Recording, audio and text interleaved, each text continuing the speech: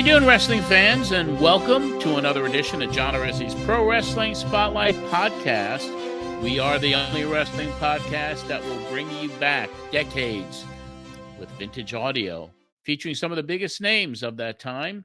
This show is no exception. The Pro Wrestling Spotlight covered all the news and breaking developments that happened in real time, and we get to relive those moments in that history right here on this podcast.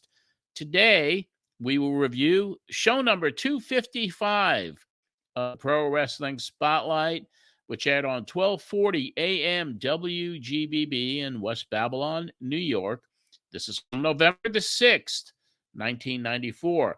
Special guests on this show are Cactus Jack, Paulie Dangerously, and Rich Mancuso. If some of you old-timers will remember that name, you'll know who Rich Mancuso is. If not, we'll give you a nice little education when the show starts in a couple of seconds here. Before we get to all the festivities, our Patreon account, very important, keeps us going, helps pay the bills here. I mean, got to pay Marsh. You know, I don't see a penny of it, but Marsh gets it all. It's okay. He deserves it. But without that Patreon account, you know, there is no show, really. So if you'd like to become a member of the community, $5 a month gets you in the door. We have levels that go right from the $5 level all the way up to the executive producer level. And we will bring on one of those executive producers on this show today. So once again, go to patreon.com/John Arezzi and check out what level works best for you. The holiday season is here, so why don't you gift a membership to someone, or why don't you upgrade your membership for me as a personal Christmas gift? And I can see them flocking to the site right now to upgrade. Without any further ado, our creative director, our producer, our friend, Marsh from Arizona. Bring him on. Marsh, where are you? Hey-o. Hey-o. What are you wearing? What's t-shirt for our YouTube It's an Andy viewers? Kaufman one. There's no drama like wrestling, Andy Kaufman. That's pretty cool. Where'd you get that? I got it off back when I used to buy stuff from Pro Wrestling Tees. He had a little shop on there, and I got basically everything he had because it was actually through his family. They put it up, so that's very nice. Very nice styling and profiling today. Right. Anything I can get with Andy Kaufman associated, I'm going to do it. Yeah, well, that I know about your love for Andy, and have the same feelings myself. But how was your week? Pretty good. Pretty good. A little busy, but it's been really good. It was my fiance's birthday this over the weekend, so we just did a lot of stuff for her birthday. Yeah. It was great. She's very shy. Yes. Yes. Yeah. But you had a good birthday celebration. You treated her with the love and respect that you need to. Yeah. Yeah, we did all sorts of stuff. We did really cool things. We went an hour out for what we were told was going to be the best pizza in the state, and it was worth it. So it lived up to the expectations. Yeah. Driving an hour. I even told a friend of mine, and they're like, I'm not driving an hour for pizza. And I was like, this pizza is worth driving an hour for. So, well, you know, it was good. When you find good pizza, no matter how far away it is, you must go. And apparently you did. We did it. Yeah. And we saw a great movie I'll tell you about afterwards. But I'll make sure it's on your list. Yeah. I've been spending the week in baseball land at the baseball winter meetings here in Nashville, Tennessee. They're completed now. They ended yesterday. Taped my first solo Gibby show without Gibby there, so that was quite fun. We brought on Steve Phillips, who is a MLB analyst for the MLB Network and has a morning show on Sirius XM's MLB Radio Network, and he was a former member of was a general manager of the New York Mets. So that was fun. So anyway, let's talk a little baseball with Anthony Pyrus, our executive producer, who's joining us on this special edition of the show today. Hello, gentlemen. It is I, the man about town, the man without a frown, the man's about to break it all down. John Arezzi, it is as always an honor to be in your presence.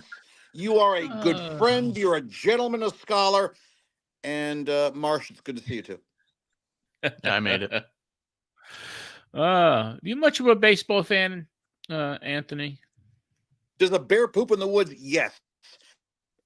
I love baseball. I have been to many World Series games. I have been to about 11 different ballparks. I know that's pathetic for a connoisseur, but I just love the game. I love the game so much. I'm an avid listener of the Gibby Show. Oh, you are. Were you you're a Yankee fan? Absolutely, yes. I'm a Rhode Island resident who loves the Yankees. Blame my father for that. Blame my father for that. But God, they've given me all the World Series games I've been to have been Yankee games. Oh, so yeah. And you got Juan Soto now. Oh, it's tough, John. It's tough being this blessed. Yeah, that was a great signing for the Yankees from San Diego. Marsh. We lost San him? Diego. He got traded. The Padres traded him.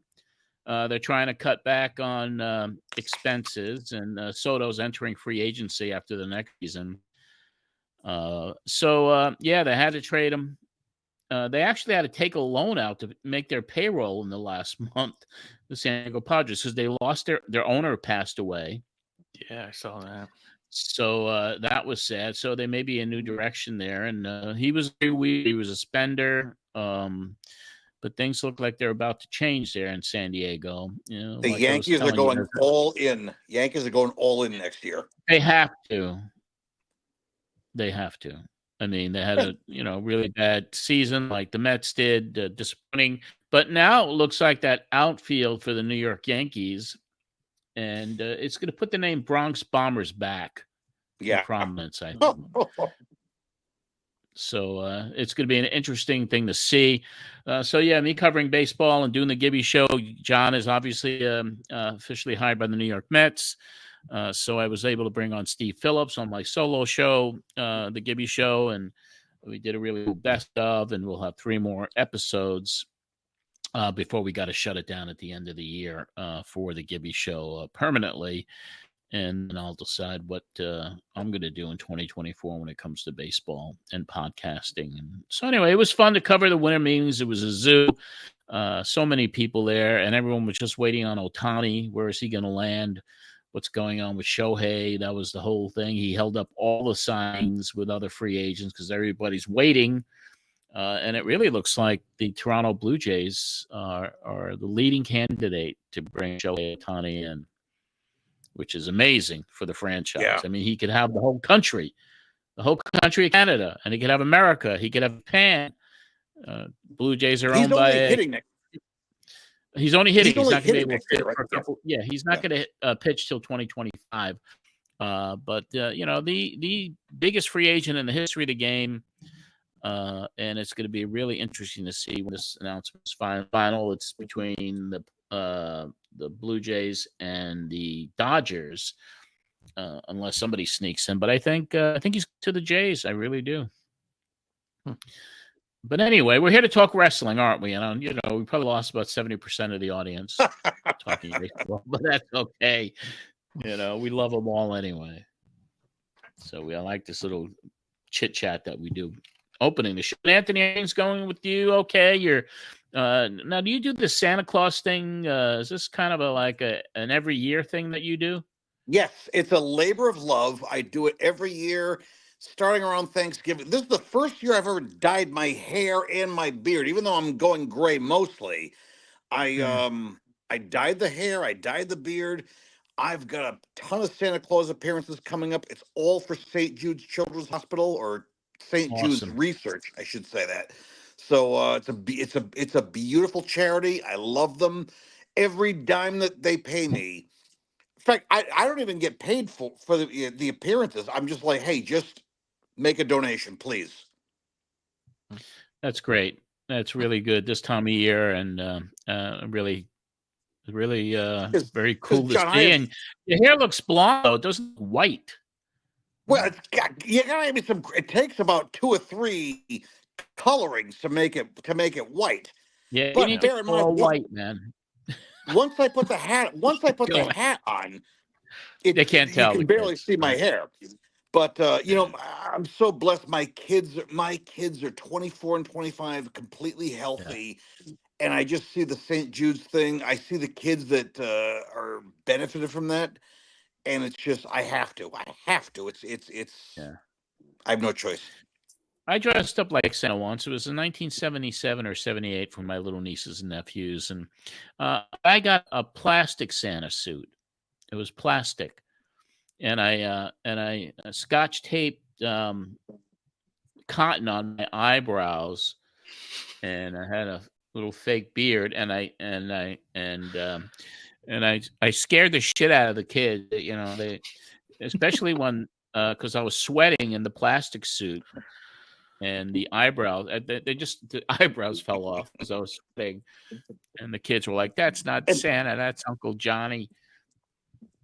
So anyway, And I want you tried. guys to bear in mind something. Next week is the last New England Patriots game I'm going to.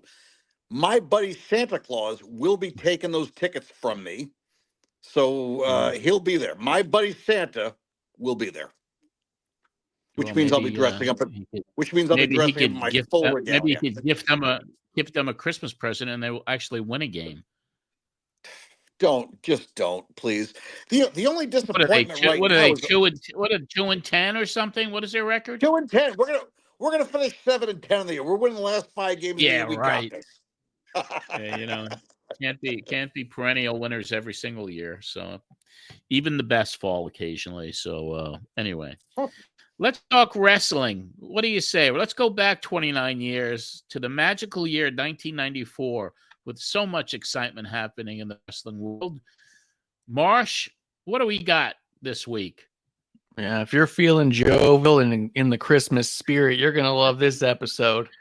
Oh, as you opened up talking about Sabu landing on his head and breaking his neck, bringing a hush to the crowd in ECW. Much of the show was centered around this particular incident.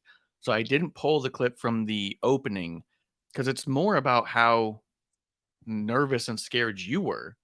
So I do have clips, though, from Paul Heyman talking about the event, Cactus Jack talking about the event. And so I figured that's where we're going to, and the caller who called in who was there, that's how we're going to hit those topics. So we're going to forego the opening there. That was scary. Heavy. Very scary. And the video is up on Patreon so people can see it. It was a scary, scary thing. Yeah. So it's not, I mean, was it last week or the week before you talked about Cactus Jack getting hit with the butt of a bottle and just hearing that, like a clunk. Sabu kept hitting him over the head with a beer bottle that wouldn't break. And he wouldn't stop until he broke it over his head. So the violent nature of ECW. Now, a lot of this I wanted to talk to you about before we hear the capsule. They were known for being extreme, right? The whole thing was extreme, but Paul was also constantly saying about how it was like the safer side of extreme, that it was people who were pros. But you're watching this stuff go on week to week that's like, that you're describing as like, this is kind of gross at a certain point, right? Like to hear that clunking, we don't need that, like, where do you feel that line was, or do you feel like they even really had that line and he was just being PR? I think it was just being PR. He was putting a spin on it, but the ECW was a very violent brand of wrestling. I mean, the barbed wire, the chairs, the flaming chairs, the insanity of the crowd giving foreign objects to the wrestlers. It was just all of that. The blood, the massive amounts of blood that were spilled, the injuries that took place. It was a violent promotion, unlike anything anyone had ever seen here in the United States. Would you agree, Anthony? This was, oddly, November '94 is around the first time I ever heard of ECW. I got to admit, I just started subscribing to the Observer at this time, so I didn't know what was going on in '93. I did not know about Shane Douglas throwing the belt down, but this is where I started getting a little intrigued. Hadn't seen Okay. it yet. It would take another few months before I was able to, before I realized they were on like the Spanish speaking language station in Boston, so I could record at 2 o'clock in the morning. But I was just I was just learning about what this company was. Yeah, it was extreme for sure. So, yeah, Marsh, it was a different time, and it was just something that we had not seen before as wrestling fans here in the United It States. kind of reminded me of when I was doing some of the indie refereeing out here. One of the guys that kind of came in with it I liked a lot started telling me how he wanted to get more into death matches, and I was like, but you're actually pretty good at this. Like, you could just focus on being good at wrestling and not the violence, right? And he said how badly he wanted to do matches with light tubes. And I was like, dude, let's not start there. And he was like, trust me, there's a safe way to do the light tubes. And I was like, there's not Oh, in really? this There's none. VFW. Zero. Yeah. I was like, I'll tell you right now, there's not a safe way to do that in No. our town. And that's what this kind of reminded me of. Not that the suplex was a planned violent spot, but some of this other stuff, you go, there was no safe alternative. No. But let's listen to Donnie's capsule as he talks about the excitement for AAA's pay-per-view tonight.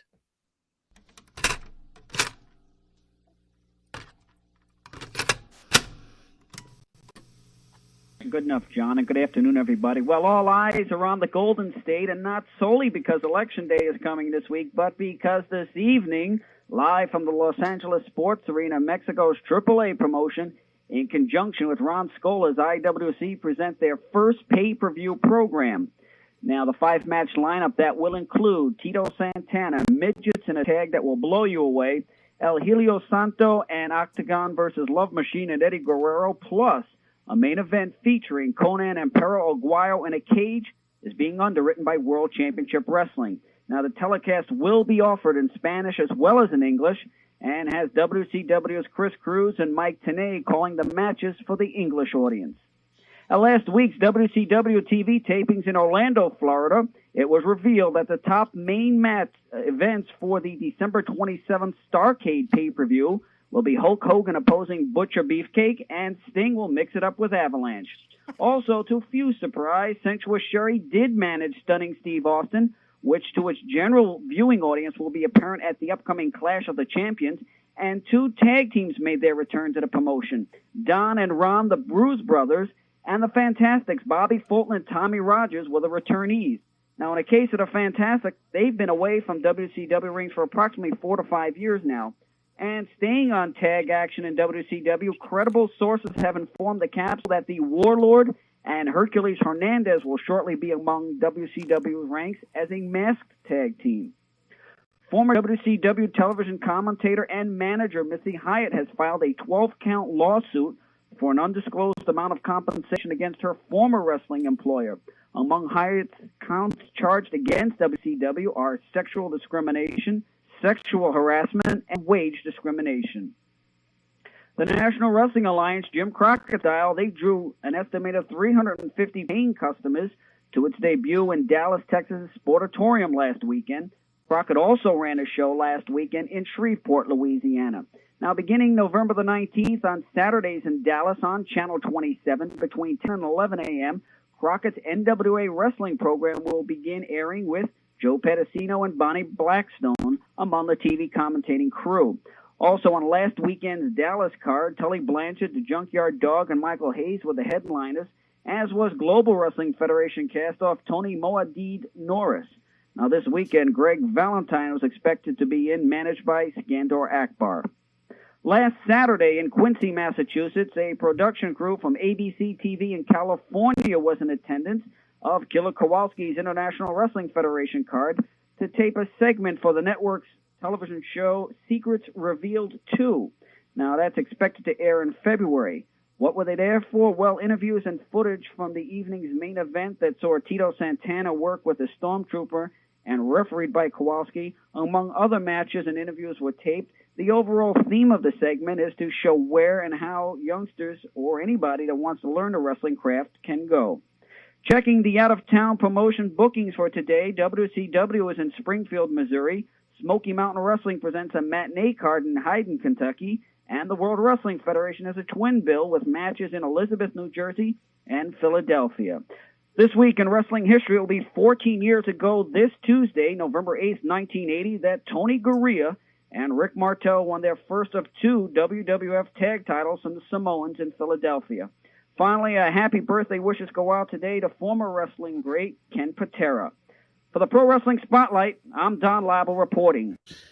Yep, the typical Don Liable update, talking about just about everything that was going on in the biz. It's amazing how he was such a good, how good he was at this and how much he loved doing it. You can hear it. Yeah. Passion. No, always had passion, this kid. Still does when he calls me several times a week. I always wondered. Baseball. Go ahead, Marsh. I always wonder about how much stuff he knows about that he just doesn't put in those things, because he knew everybody. Oh, yeah. You could tell he was very like pro in these. This is what I'm going to talk about. He was plugged in. He knew a lot of people. He certainly has a book in him if he ever decides to do it. That would he be really cool, does. Yeah, I got a hot take. He mentioned the Fantastics. Ready for this? Ready for the hot take? Yeah. I think I liked the Fantastics more than the Rock and Roll Express. Oh, you do? I think they were just better. I think they were just better in the ring. I think they were just better. You know, I look at those Midnight Express. They're common opponents, obviously, the Midnight Express. And I watched them in Mid-South, World Class, and Crockett. I think they were better than the Rock and Rolls. I swear to God. I guess you could say they were fantastic. Oh. Yeah. You'll be here all week, John. You're freezing up, man. Your picture is frozen. Oh, really? It's almost like watching a like an old time black and white silent film. I should put a filter on. But you are in living color, but it's just you're a little frozen there. It's tough calling in from the North Pole. Hey, at my age, this technology thing is so different for me.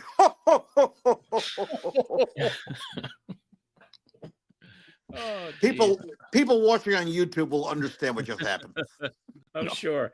You know what? We would laugh. I listened to the last show we did, Marsh, before we get back to everything from 29 years ago, and I really enjoyed it because we were just laughing. There was a lot of hilarity last week. It really was. It was a lot of fun listening back to it. Yeah, if I can pop you during the show, I feel pretty good about it.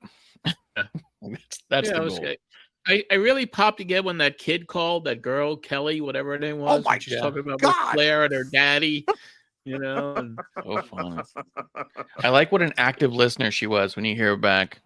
Well, you say something, okay. I didn't, That was crazy. That was freaking crazy. It was, yeah. And she called several times before that, but maybe we'll do a best. She sounds like, a best of Kelly. John, can I interrupt? Can I interrupt and ask you a question at this point?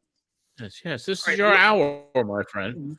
We all know that you are rounding third base and sliding it home. Did you know it was ending? Going fast. The show? Did you know? But mentally, because there's a distinct difference between early John Arezzi and the John Arezzi that was just about to go off the air several months earlier. Yep. This one kind of seems like I've been here, I've done that, and I know it's not working. Not when I say working from the advertiser standpoint. That's all I'm saying. Yeah. I'm sure you've heard a lack of sponsorship when you listen to these last several episodes. It wasn't happening. And quite frankly, I'd lost my enthusiasm for selling the show. I didn't want to, I got tired of it. I was like, this is, You don't sound as negative as you did prior to the last time you were off the air, but I can tell the enthusiasm when you resign yourself to the fact that you're going to be dead soon. You might as well just kind of like, all right, that's it. He's euphoric. So you knew it was coming to an end. At this point in the month of December, I had a feeling I had in discussions with the talent agent that had booked the IWAS, and he was needing someone to help him. And we wanted to do some live shows, but he also represented the Peking Circus and all these other international touring acts that he needed some help with. So he invited me to come in and work in New Jersey. And I was kind of like, all right, this is a paying gig. I'll get paid every week. Yeah. So let's God, John, if let's you'd come today, oh my God, this would be on the tip of everybody's tongue. Yeah. The impression I was really getting out of John, because I didn't pull the clip. I wanted to, but I also didn't want to. There was a lot of clippable stuff here. So the Patreons are going to hear the whole thing and they're going to know what I'm talking about. If only the Patreon was reasonably enough price. So how was it? $5 a month? Yeah, the whole $5 thing. is, come on, patrons, come on. Yeah. $5. But we still at 72. 72 Yeah. patrons. But you go on a little tear there because someone's asking about you go talk about how hard it is to get sponsors, and you talk about how you're a proven commodity and it shouldn't be this tough. And you talked about appearing on Bruce Jacobs' show, and about how that your segment specifically about wrestling just lit up their phones like they'd never had it. So I think part of you being tired of selling the show is that you're selling something proven. You know what I mean? Like we're getting the listeners, we're getting the interactions, we're getting everything, except you want to say you don't know if you think it's going to work. It's been working. It works, Well, yeah, there's an audience, but you still got to look at advertisers who shied away from advertising on anything pro wrestling. The fallout from all the other stuff, they never got it, until pro wrestling reaches those eras like Attitude Era. I mean, when they're really pop culture phenomenons and it's more acceptable. It was challenging, and no station would bring it on. There's a reason why the Westminster Kennel Dog Show preempted Raw, because those people bought the dog show people bought Lamborghinis. They bought houses in Malibu. They were if you want to talk about the demo, they were the wealthy demo. So yeah, wrestling fans have always had that negative connotation back then about how they won't buy, they won't actually buy a product. They just, whatever. It's true though. Wrestling fans don't want whatever you're selling. They want more wrestling. That's right. You know what I mean? Like our listeners, they want more wrestling. Yeah, they just want more wrestling stuff, which is great. That's why you had that's why L&S kept with you, because they found success with you. We have wrestling merch. Perfect. It was targeted. It was a targeted demographic. It was a perfect demographic for L&S Comix, and that's why they remained for the run of the show. We did quite well. It's going to be really interesting for me as I get to download the next. We have seven left. I mean, to see how, if my attitude, gets a little bit worse as I get close to the end of the year. So 1, 2, 3, 4, 5, 6, 7. Yeah, 7 after this.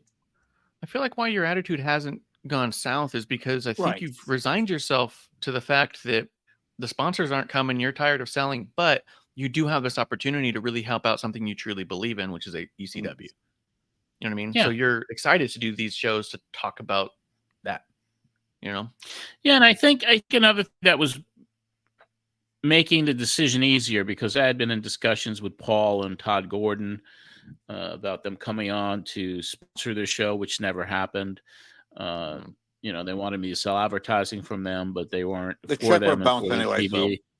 But and there wasn't any upfront money or a draw or a guarantee or anything like that. So I was just kind of like resigned to the fact that, all right, maybe it's coming to an end. Yeah, but you're also going to ride it out on top. You know what I mean?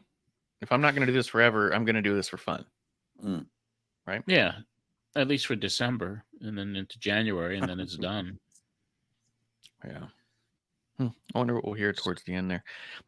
This is a clip of you, because you were running through a lot of the ECW stuff about how Cornette's not going to make it on your show, although he wants to. How on the 19th, they announced that Shane Douglas is bringing in Sherry Martel and Steve Austin for a tag match setup, which is cool.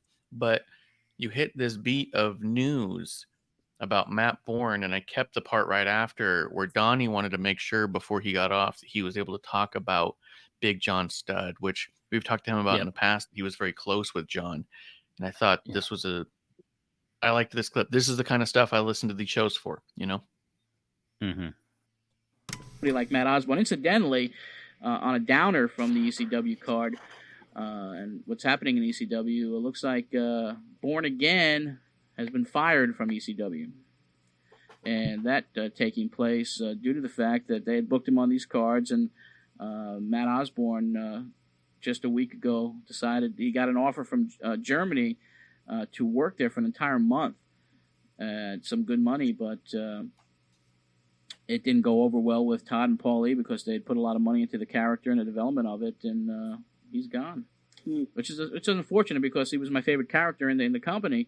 They really did a great job with it, but I guess they're setting a precedent there that if they're booked and they developed to, he was booked for 2 nights of work and changed his, changed the deal, and they don't want to set a precedent with the other guys. John, something like that just happened last week with Jim Crockett at the Sportatorium. Understand that Gary Young was booked to work, and he showed up late, and they told him not to get dressed, and they brought in Rod Price to replace him. So, again, setting a precedence, there are guidelines you have to follow no matter who you are. Yeah, I guess so, but hopefully maybe they can change their mind a little bit and work something out with Matt Bourne as Born Again character. Because that was certainly exciting to see week after week develop it on television, and it was going over pretty good. John, one final note I'd like to say, as I spoke to you earlier, for the listeners out there, it's no big surprise, but to some people that may not know, for about the past year now, Big John Studd, who's been around for probably since 1970 in wrestling, about a year ago, came down with Hodgkin's disease. It's a form of cancer and has been undergoing chemotherapy on 2 different occasions over the past year. And last Monday on Halloween, he entered a hospital in Virginia near his home for a bone marrow transplant. I spoke to John last night. He called me from the hospital.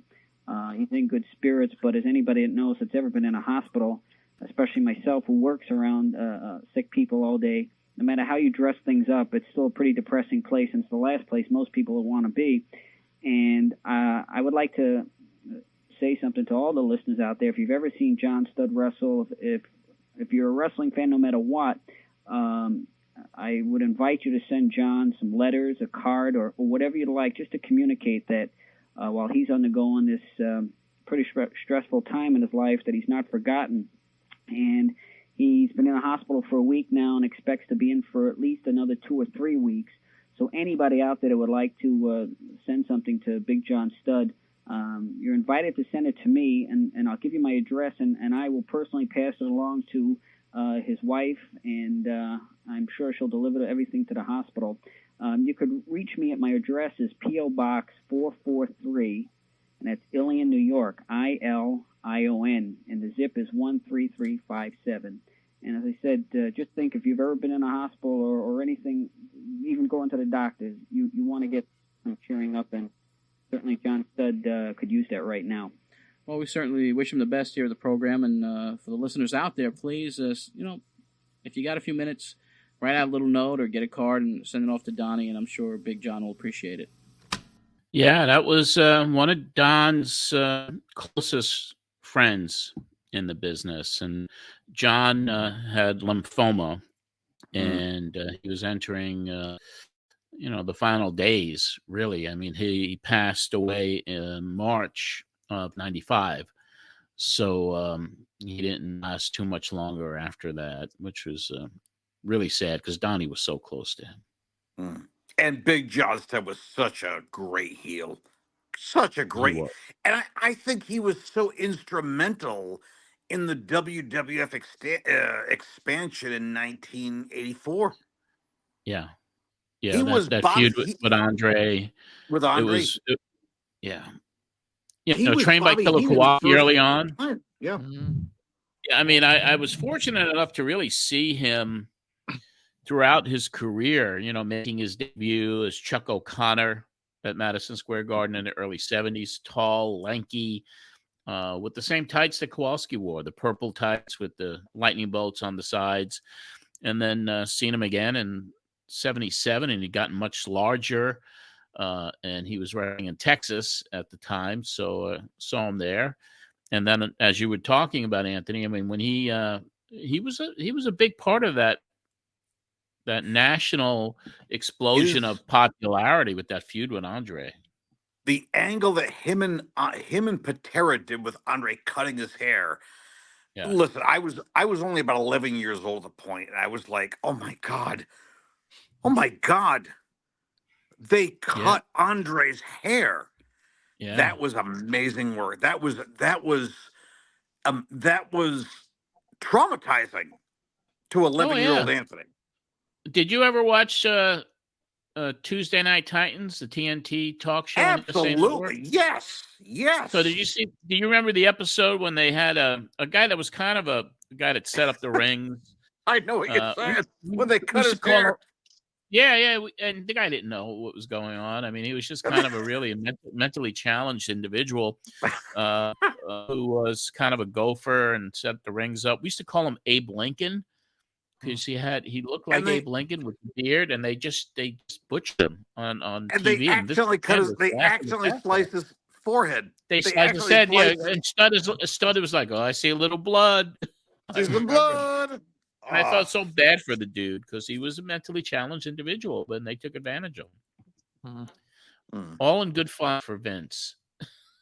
Yeah, but Big John Studd was such a heel. I love to hate him. Yeah, he was great, and we had him he on did his job. Wrestling Spotlight several times, and he was always a good guest. He was really good, and just a really gentle guy too. Just a really cool individual. Yeah, it's always like the seemingly like, I don't know, you don't hear a ton about Big John to begin with, and then also just the fact that Donnie is who he is, and then being like, oh yeah, I was really close with John Studd and Killer Kowalski and stuff, and you're like, what? Like, that's crazy. That's so neat. Yeah, and so to hear him put this out there. Yeah. And Nikolai Volkov was another one. Donnie used to talk about Nikolai washing his clothes in the hotel bathtub. I mean, he was very cheap too. So Donnie's got yeah. That's funny, fantastic. And then Matt Bourne got fired. I mean, that was your favorite thing happening in all of wrestling. I was so disappointed. Because I really, as everyone knows, loved that character, loved what he did with it. And he decided that he was going to go for a month in Germany and make extra money. And how much could he be getting paid at ECW? Was it $500 with $700, whatever it might be? And then getting an opportunity, those foreign tours made guys money. So they should have worked it out. Yeah. Yeah, John, I love the fact how early in the Doink era you hated, my God, it's a clown. It's terrible. By the time it was over, you were like, much like me, I'm all in on this guy. Yeah. It's been my favorite when sub story. You see a character, when you see a character develop like that, it was like he took that character, ran with it, and he made it what it was. The real Krusty the Clown. Yeah.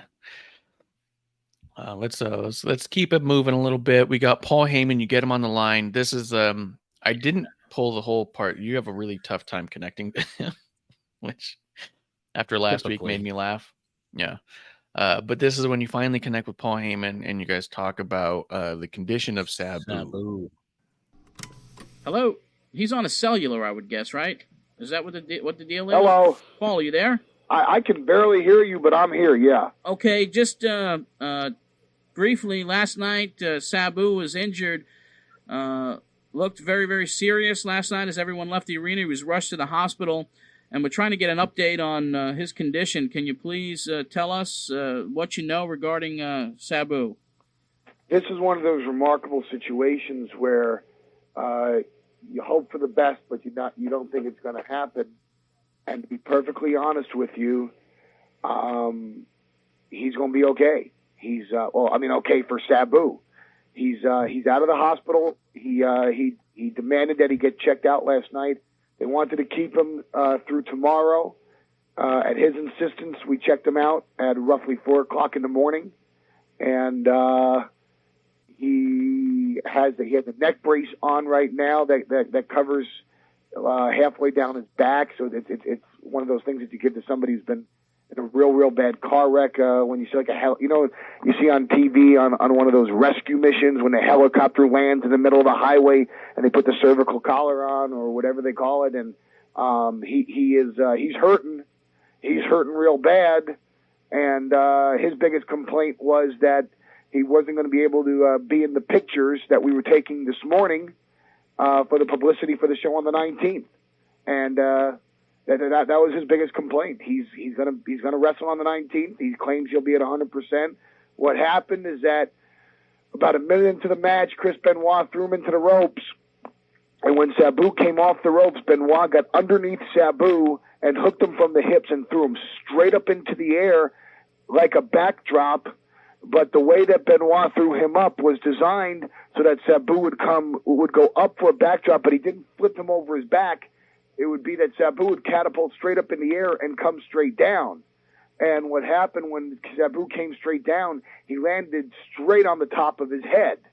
And Sabu's neck has been bothering him since his match in Las Vegas with Cactus Jack, where he got pile drived on a blackjack table. And this aggravated a previous injury, and it jammed him. And the trauma to his whole system just shut his whole nervous system down for a couple of minutes. And when he rolled to the outside of the ring, we all thought, and he thought, that his neck was broken. But it wasn't. I mean, thankfully, but he himself thought this was the big one. He himself thought this was the crash that we've all been worrying about for a long, long time. Yeah, I thought it was done. I thought he was done saying that. I have no idea how old Sabu is, but the fact that he's not in a wheelchair is wonderful and amazing to me. It's a miracle. It really is. He was born in 1964. So he is 59 years old. 59 years old. And that injury, and the fact that he came back to wrestle 2 weeks later, with nerve damage and everything else, it's crazy. It was, that should have, by all rights, been out for a while. Ed Farhat was his uncle, so you know his uncle's telling him, do not miss a booking. Yeah. Well, and he said that was the second show in a row that they didn't get to see Sabu when they expected to. What was the instance that happened before?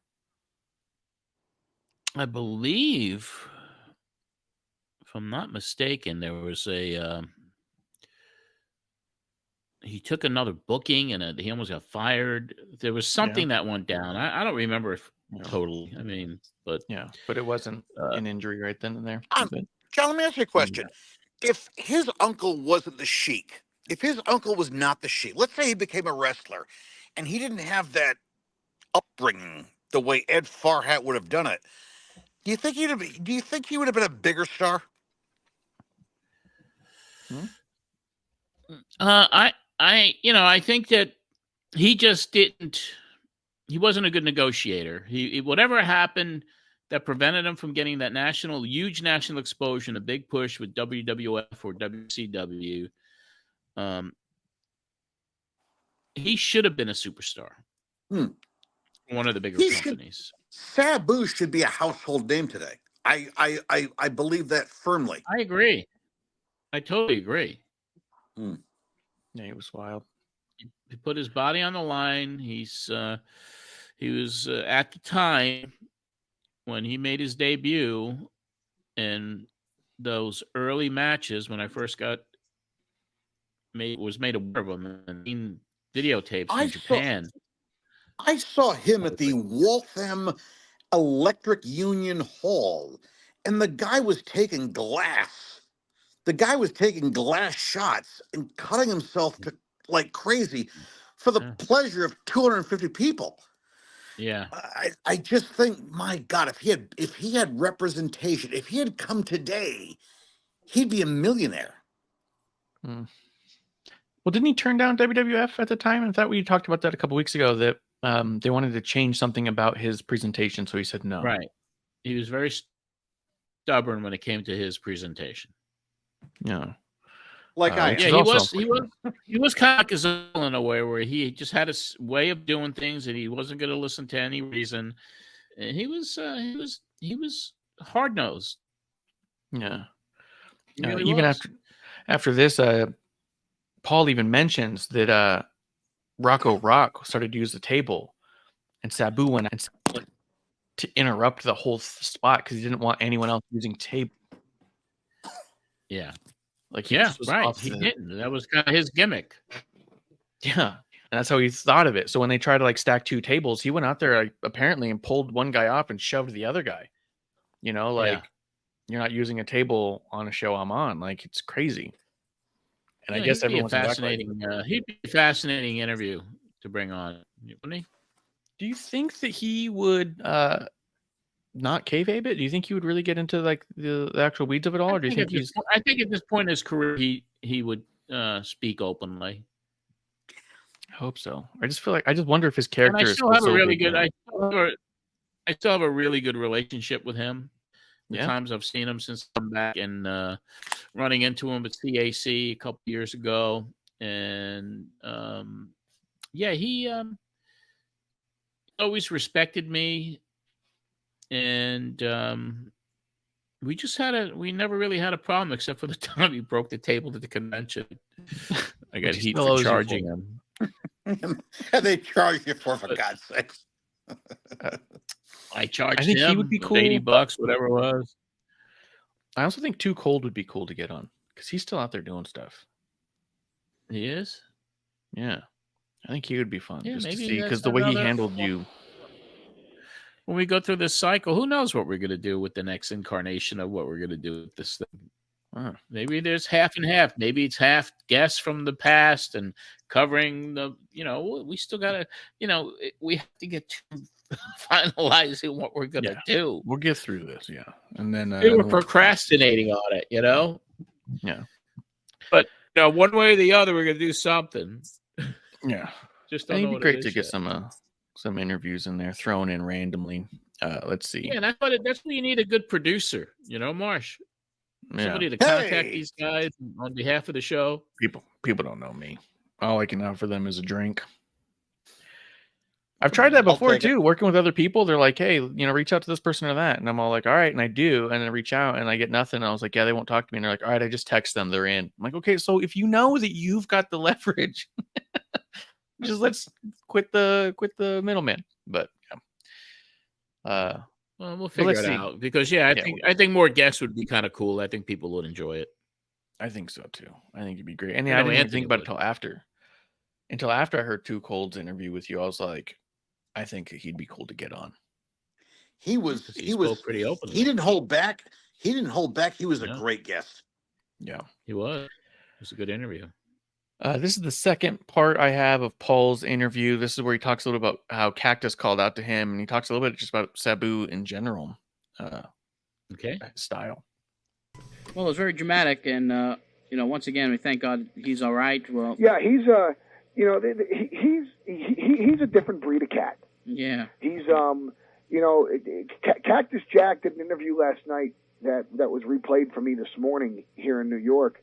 When I got back around 10:30 this morning, and it was he was talking about himself and his son Dewey, and his wife Colette, and just the toll that the physical punishment has taken on him. And he was talking about how he felt just watching this all transpire, knowing that he has a match against Sabu coming up in Hamburg next month, looking forward to his next match with Sabu, because these two seem to bring something out of each other that no one else can. They seem to challenge each other to reach, to sink to new depths and to reach new heights.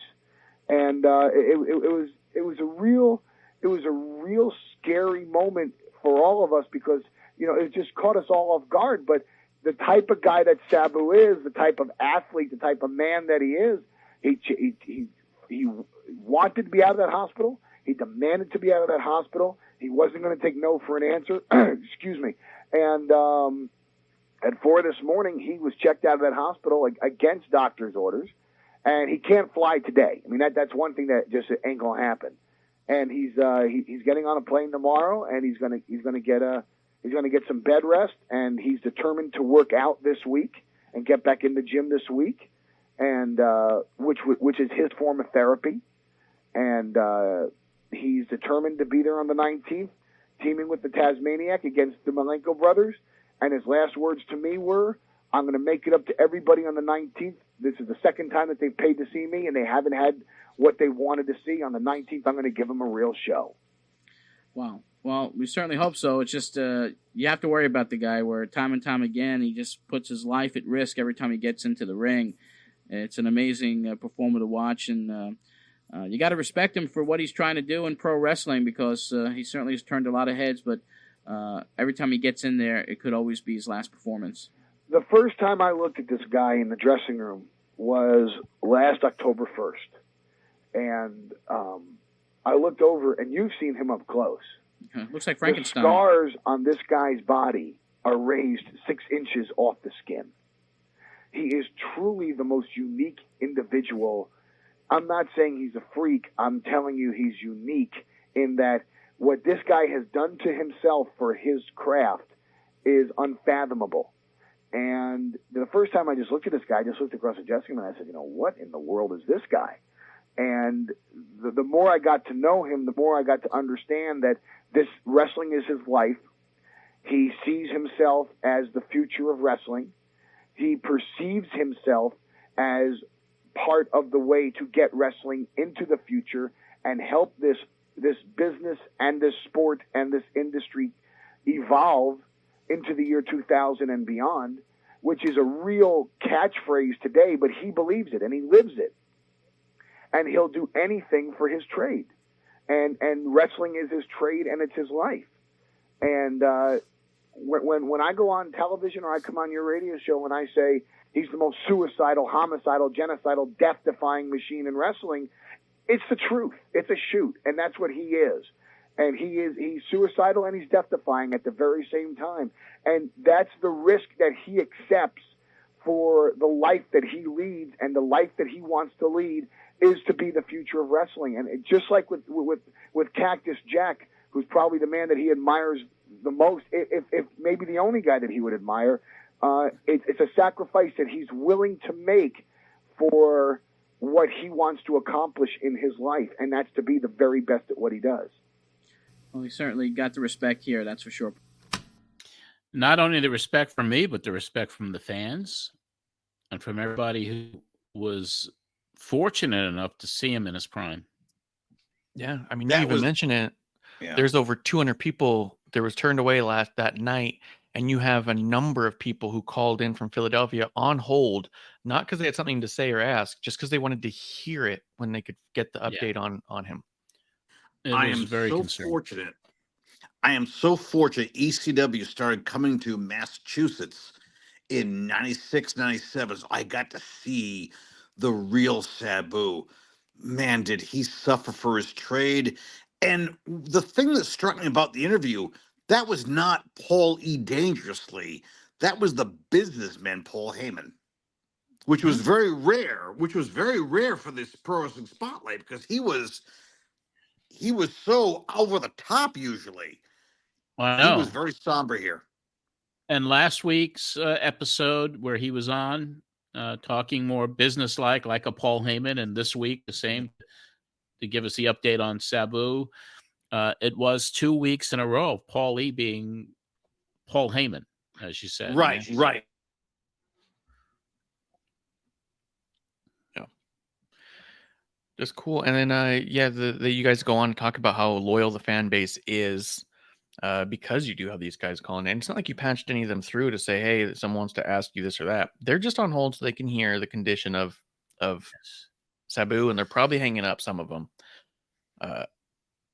Once they knew that he was going to be okay, which was a miracle, I still think it's a miracle if you see that clip of him breaking his neck. If you had the opportunity to see it, it looked like he would never be back in a ring again. Yeah, he was out of the hospital that night. He landed straight on his head, like He did. Yeah, that was scary. I mean, you just cringed being there live. You cringe, and when he rolled right out of the ring, it was like, oh boy, this is it. This is it. We're lucky that he came out of that okay. No. You do end up getting, I mean, this whole show, I mean, you even make a joke about it later. You didn't intend it to be just like a tribute to Sabu, but it's kind of what the first half of the show was. Yeah. I mean, it kind of dominated the show and the cycle that week, even with the big AAA pay-per-view happening that evening. Really was going to be the focus of it, and it didn't turn out that way. But it was such a scary moment that there was no other way to cover it but to kind of focus on it and get Paul's updates and leave a lot of people who are listening. I can't believe Sabu did this for the very little money he was making. That's crazy. Much respect to him. Oh, yeah. Yeah. Did Cactus come on to also get the update from you? Because hearing the interview, he talks a little bit about the show he's got coming up and bringing in Kevin Sullivan and how he's like a mentor. But the majority of it is like, I mean, you'll hear at the beginning, the first thing he asks you is how's Sabu? You know what I mean? Like, yeah. I think that was part and parcel of the reason because it wasn't like I didn't advertise him coming on, and it was kind of an unusual Cactus appearance because it was more being like to what he had coming up. It was really about hoping Sabu was okay. Yeah. So this was a very somber episode. Yeah. Well, because it's like, but still, even though he was, and Paulie said he was coming back, and you never, in the back of your head, you're saying, there's no way he's going to come back in 2 weeks after seeing that. There's no way he's going to be there. But they may just be saying that, and he may have gotten fully examined, or MRIs, or the other things that go with a neck injury like that. So it was kind of, you're looking at it, hopeful that the guy is going to be okay, but in the back of your head saying, there's no way he's going to be able to get back in the ring in a couple weeks. And when he did, it was kind of like, holy shit. And then on the flip side, is he coming back and he shouldn't be coming back? You're worried about that. Hey, that's the other thing, too. It's like, should he even be attempting to come back? Yeah. Yeah, he's all like, Sabu really was insistent, so we checked him out of the hotel against the doctor's orders, and you're kind of like, what? Because they're kind of like, look how tough he is. There's no Tom, that's for sure. Correct me if I'm wrong. Didn't Sabu invent crazy gluing your wounds? Yes, I think I mentioned it last week. It was the first time I ever even saw her. I was like, what in the hell? He's crazy glue himself. To close the wound. Yep, Sabu glue. Sabu glue. Yeah. Missed opportunity. This is Cactus Jack calling in. Let's hear this one real quick. Okay. Oh, he is there. Okay, how you doing? Can you hear me? Yes, I can. Coming through loud and clear? Yeah, you're coming through loud and clear. How you doing this morning? Pretty good. It was a scary night in Philadelphia last night. And I don't know if you were on hold or you heard the update regarding Sabu. No, I didn't. What is the update? Well, it looks like he's going to be all right. Amazingly. What's that? It looks like he's going to be okay. From what Paulie just said on the telephone, he was released from the hospital last night about 4 or 5 in the morning. He's in a neck brace right now. He'll be heading back home to Michigan tomorrow, and he fully anticipates being ready to compete on the 19th. How about before then? I don't know. Yeah, I just hope for his sake, that he's smart enough to realize that that's your neck. And not necessarily smart enough, but where he wants so much not to disappoint anybody. I think at this point he should realize something that a bunch of your listeners and a bunch of people told me, is that half a Sabu is better than no Sabu at all. for the time being. I just hope he kind of keeps it in check, and lives to wrestle another day. That was definitely, it was a real weird situation last night. Well, it certainly wasn't that main event. And before we get to the big appearance for you next week, you were the last person that the fans heard in Philadelphia last night, and it was a touching moment. And it was an impromptu moment because of the injury. Can you repeat to us what you told the fans last night as they were exiting the ECW arena? Yeah, well, without bringing God or religion into it, I basically told everyone that Sabu is probably the greatest athlete that's ever, set foot in that building. Maybe the greatest athlete in the sport. And that everyone, if they care about the ECW or if they care about Sabu, they should probably take a little time to themselves and discuss whatever thoughts they want to share as far as a prayer or get well wishes or whatever. Because we backstage thought that maybe we're looking at the end of his career. Yeah. So I don't want to turn off anybody by talking religion, because I don't know if that's what the people there are there for, but I definitely think it doesn't hurt. So I hope he's back. On a selfish note, because I like wrestling him, and it brings out the best in me, and I really look forward to these great matchups, And I'd hate to, like I said, selfishly think that those matchups were over. But on a more importantly, I hope he's okay for his own sake. Yeah. Well, I had dinner with him yesterday before the show, and I'd mentioned that I saw the tape of the match you did in Hamburg, which I call the greatest brawl I've ever seen. He goes, oh, but you didn't see what we did last night in the Falls Count anyway. He goes, that was much better. Yeah, I think it was. How could it be? What's that? How could it be? I just can't, I can't see how you could top what went down. John, I think if he's healthy enough, and as things go by, this could turn out to be the greatest rivalry I ever had.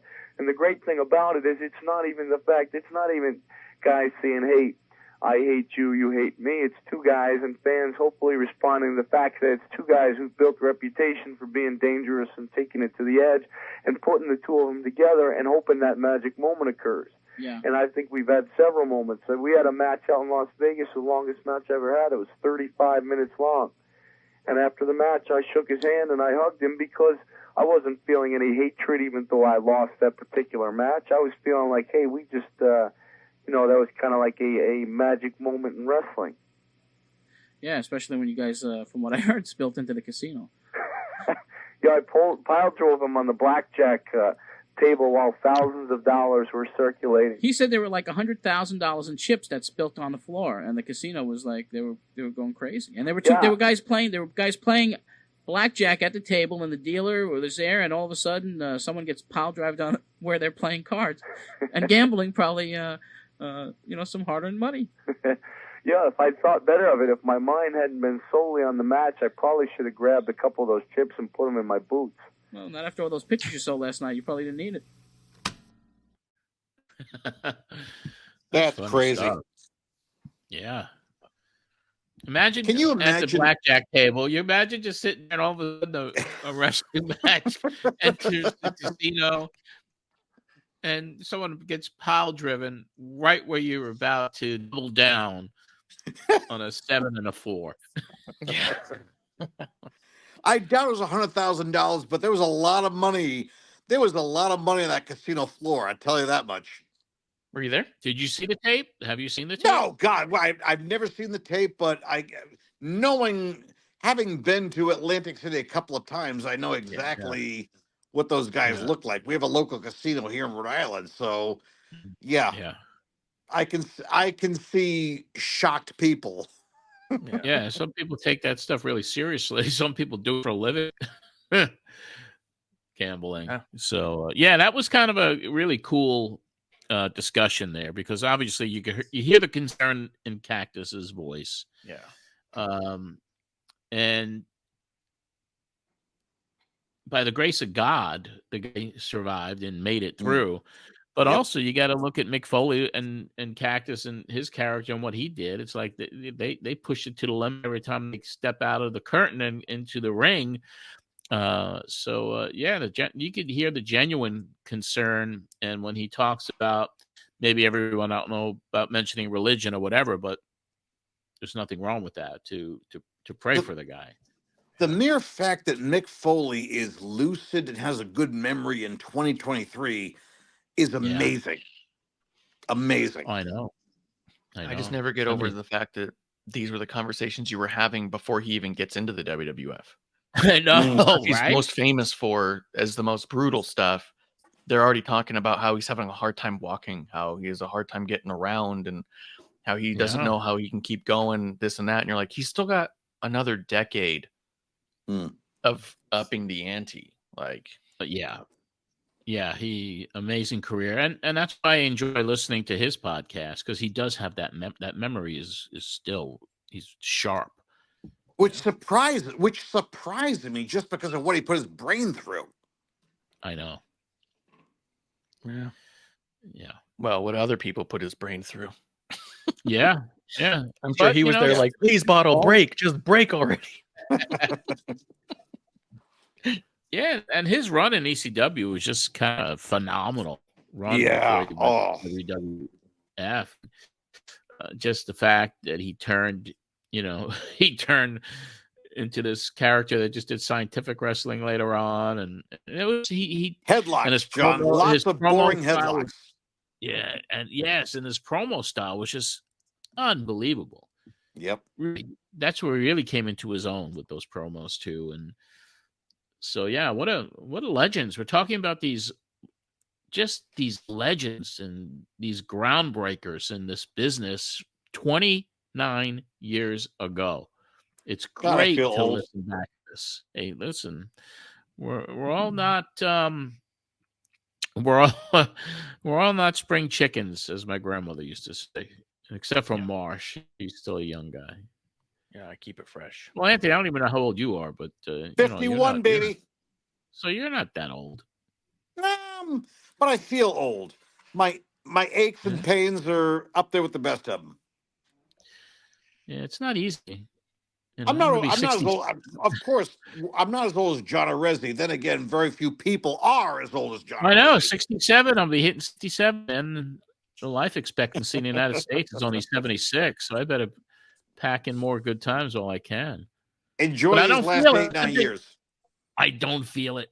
I don't feel it. I really don't. I mean, you get the aches and pains, and I do the walking every day, and my heel hurts today, and my knee is giving me a little ache or whatever. But it's like mentally, it's all about what's upstairs.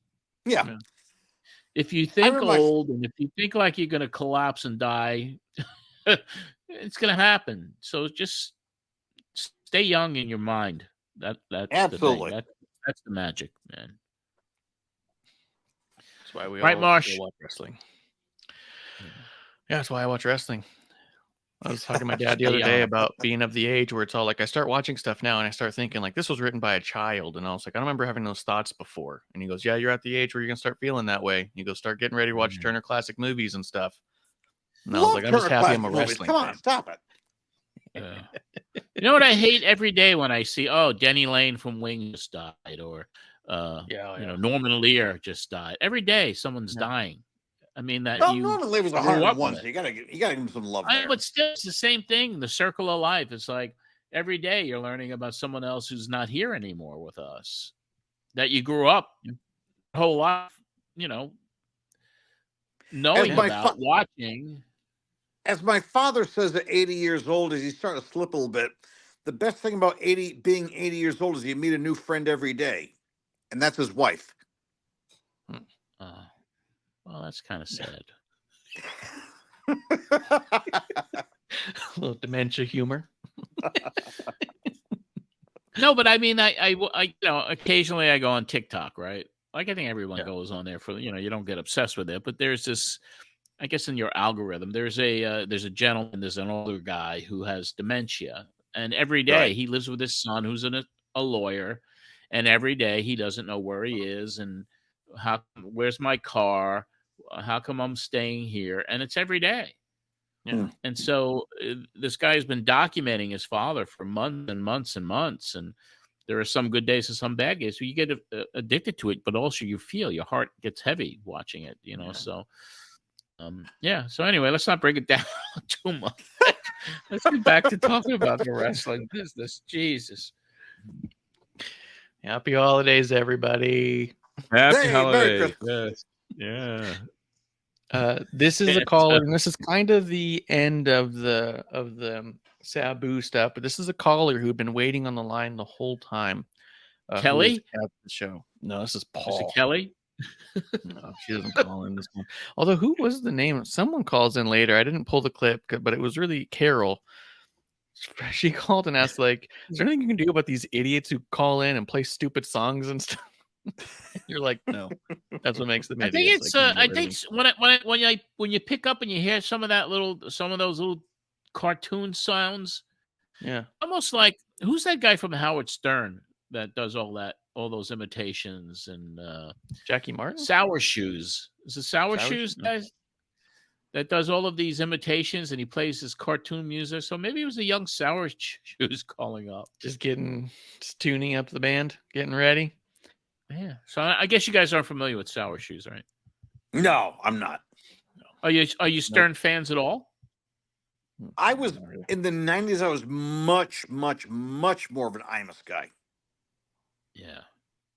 I don't have satellite radio, so yeah. He lost one of his best friends. I mean, the guy Ralph Cirillo, who used to call every day. Howard Styles died 2 days ago. So Howard had to talk about that yesterday, and the guy had lymphoma, and he didn't get it taken care of, and passed away. It was crazy. Anyway, we're going all over the place. I'm sorry.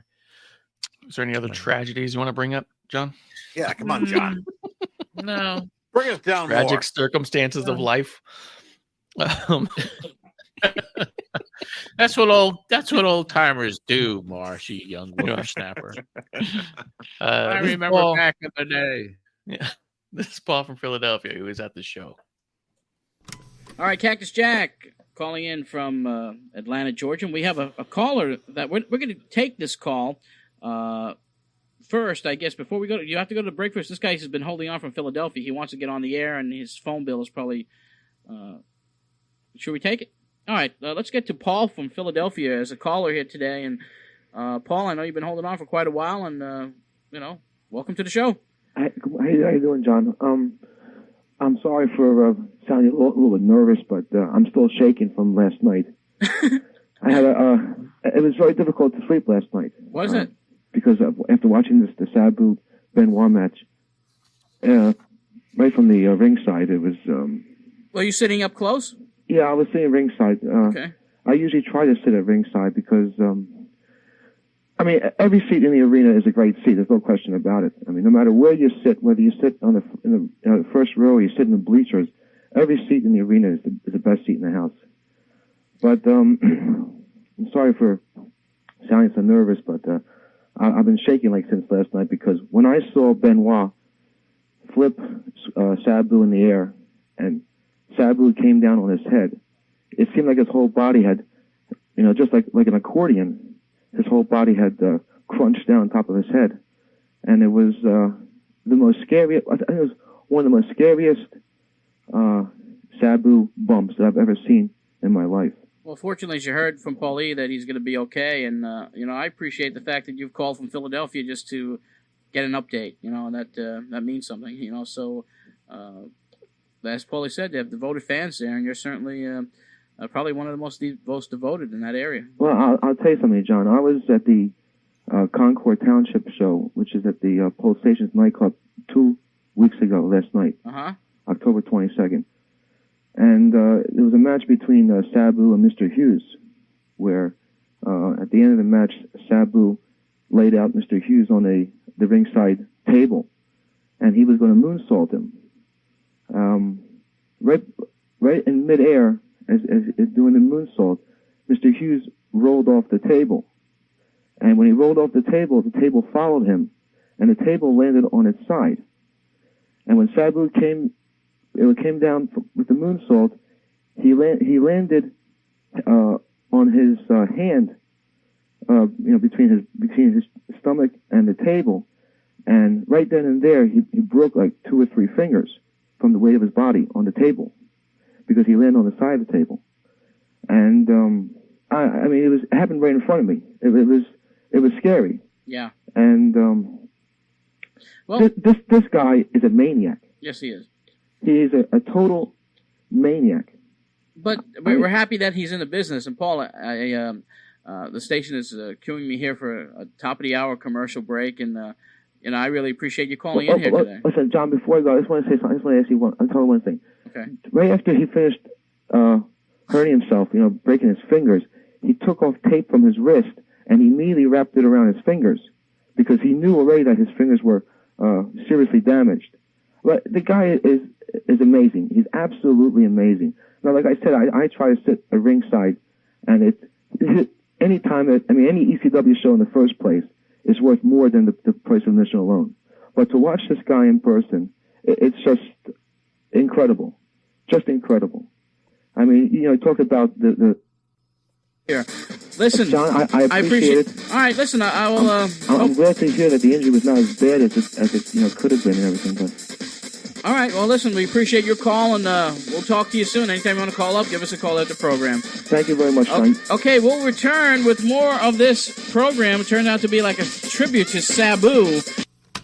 And it did, and that guy couldn't take a hint. I mean, that was my engineer playing the music because we had to go to an AP network news break. Yeah, that's why that was so funny. He's like, "Okay, I've got to go on top of your just one more thing." One more thing, John. Yeah, and you're like, "Can you just?" You said, "Make it quick," and he's like, and you're like, "I love that you were playing the music. It cracked me up." It was funny that at the beginning of the show, I heard myself laugh at him.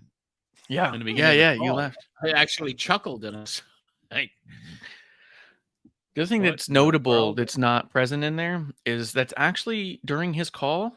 After you say, "Hey, we got to wrap it up," and he starts going, the tape cuts. There was even more where you said, "I got to go." Finished recording. Side B. Yep. Yeah. Someone flipped it over, closes it, hits record again, and you're still like trying to get him off. Trying to get him off.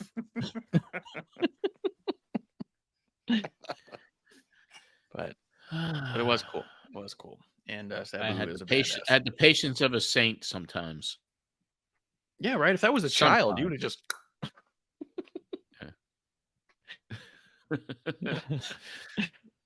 Which I did many times.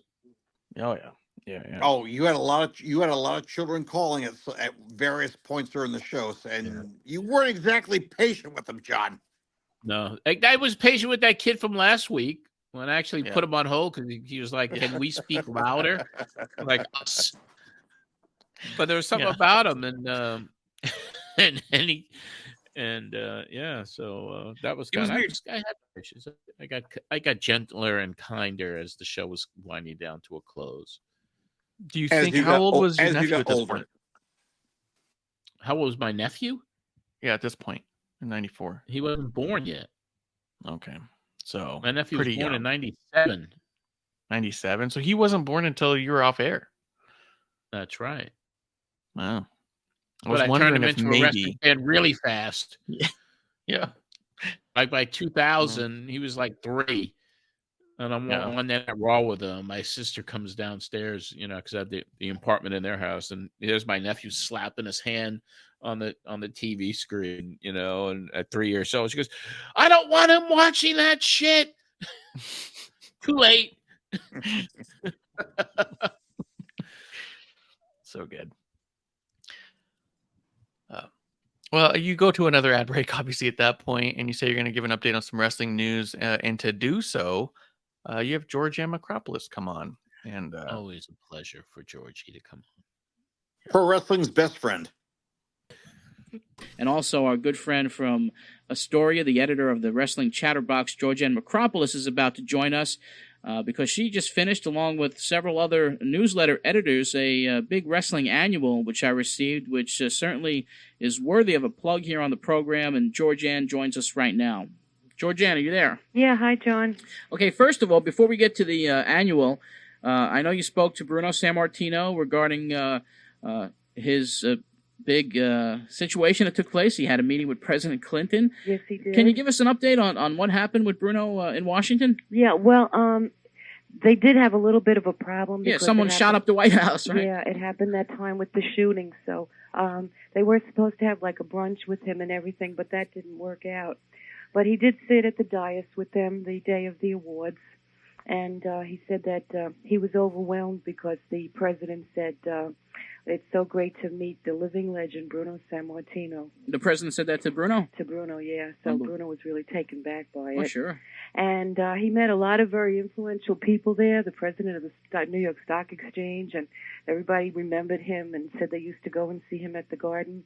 And they all asked him, what's happened to wrestling? You know, it's just not the same without you.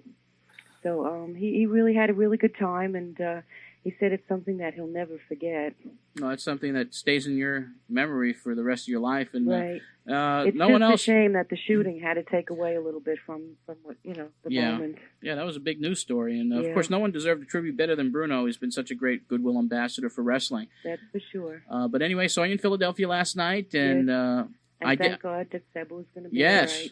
We were pretty scared. Yeah, certainly was a scary moment for everybody out there last night. But anybody that hasn't gone, John, to ECW should get on your bus trip and go, because that's the place to be. Yeah, well, I've certainly talked about it week and week again, and it just until you experience it, you don't know what you're missing. The building's rocking. Yeah.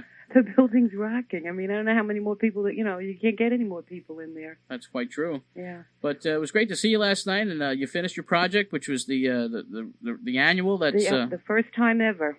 So why don't you give it a plug? It's a great publication. I read it from cover to cover, and Evan Ginsberg from the Wrestling Then and Now was involved, and Mark Madden was involved, and Barry Rose at Chair Shots, and yourself, and some others, and that Marketplace. Sheldon Goldberg, that was absolutely great. Yeah, that section in itself is if anybody out there who collects wrestling merchandise, videos, programs, autographs, or anything, the Matt Marketplace from Sheldon Goldberg is the place that you will find stuff listed in each edition, and this annual just compacts it all into one special yearbook of sorts for the wrestling fans out there. 1994 Underground Annual. Okay, well, if anybody wants it, it's 64 pages, and it's $12, and they can write to me, Georgiann Makropolous, Makropoulos. I know that's a big one. And the address is 23-44 30th Drive, and that's in Astoria, Astoria, New York, 11102.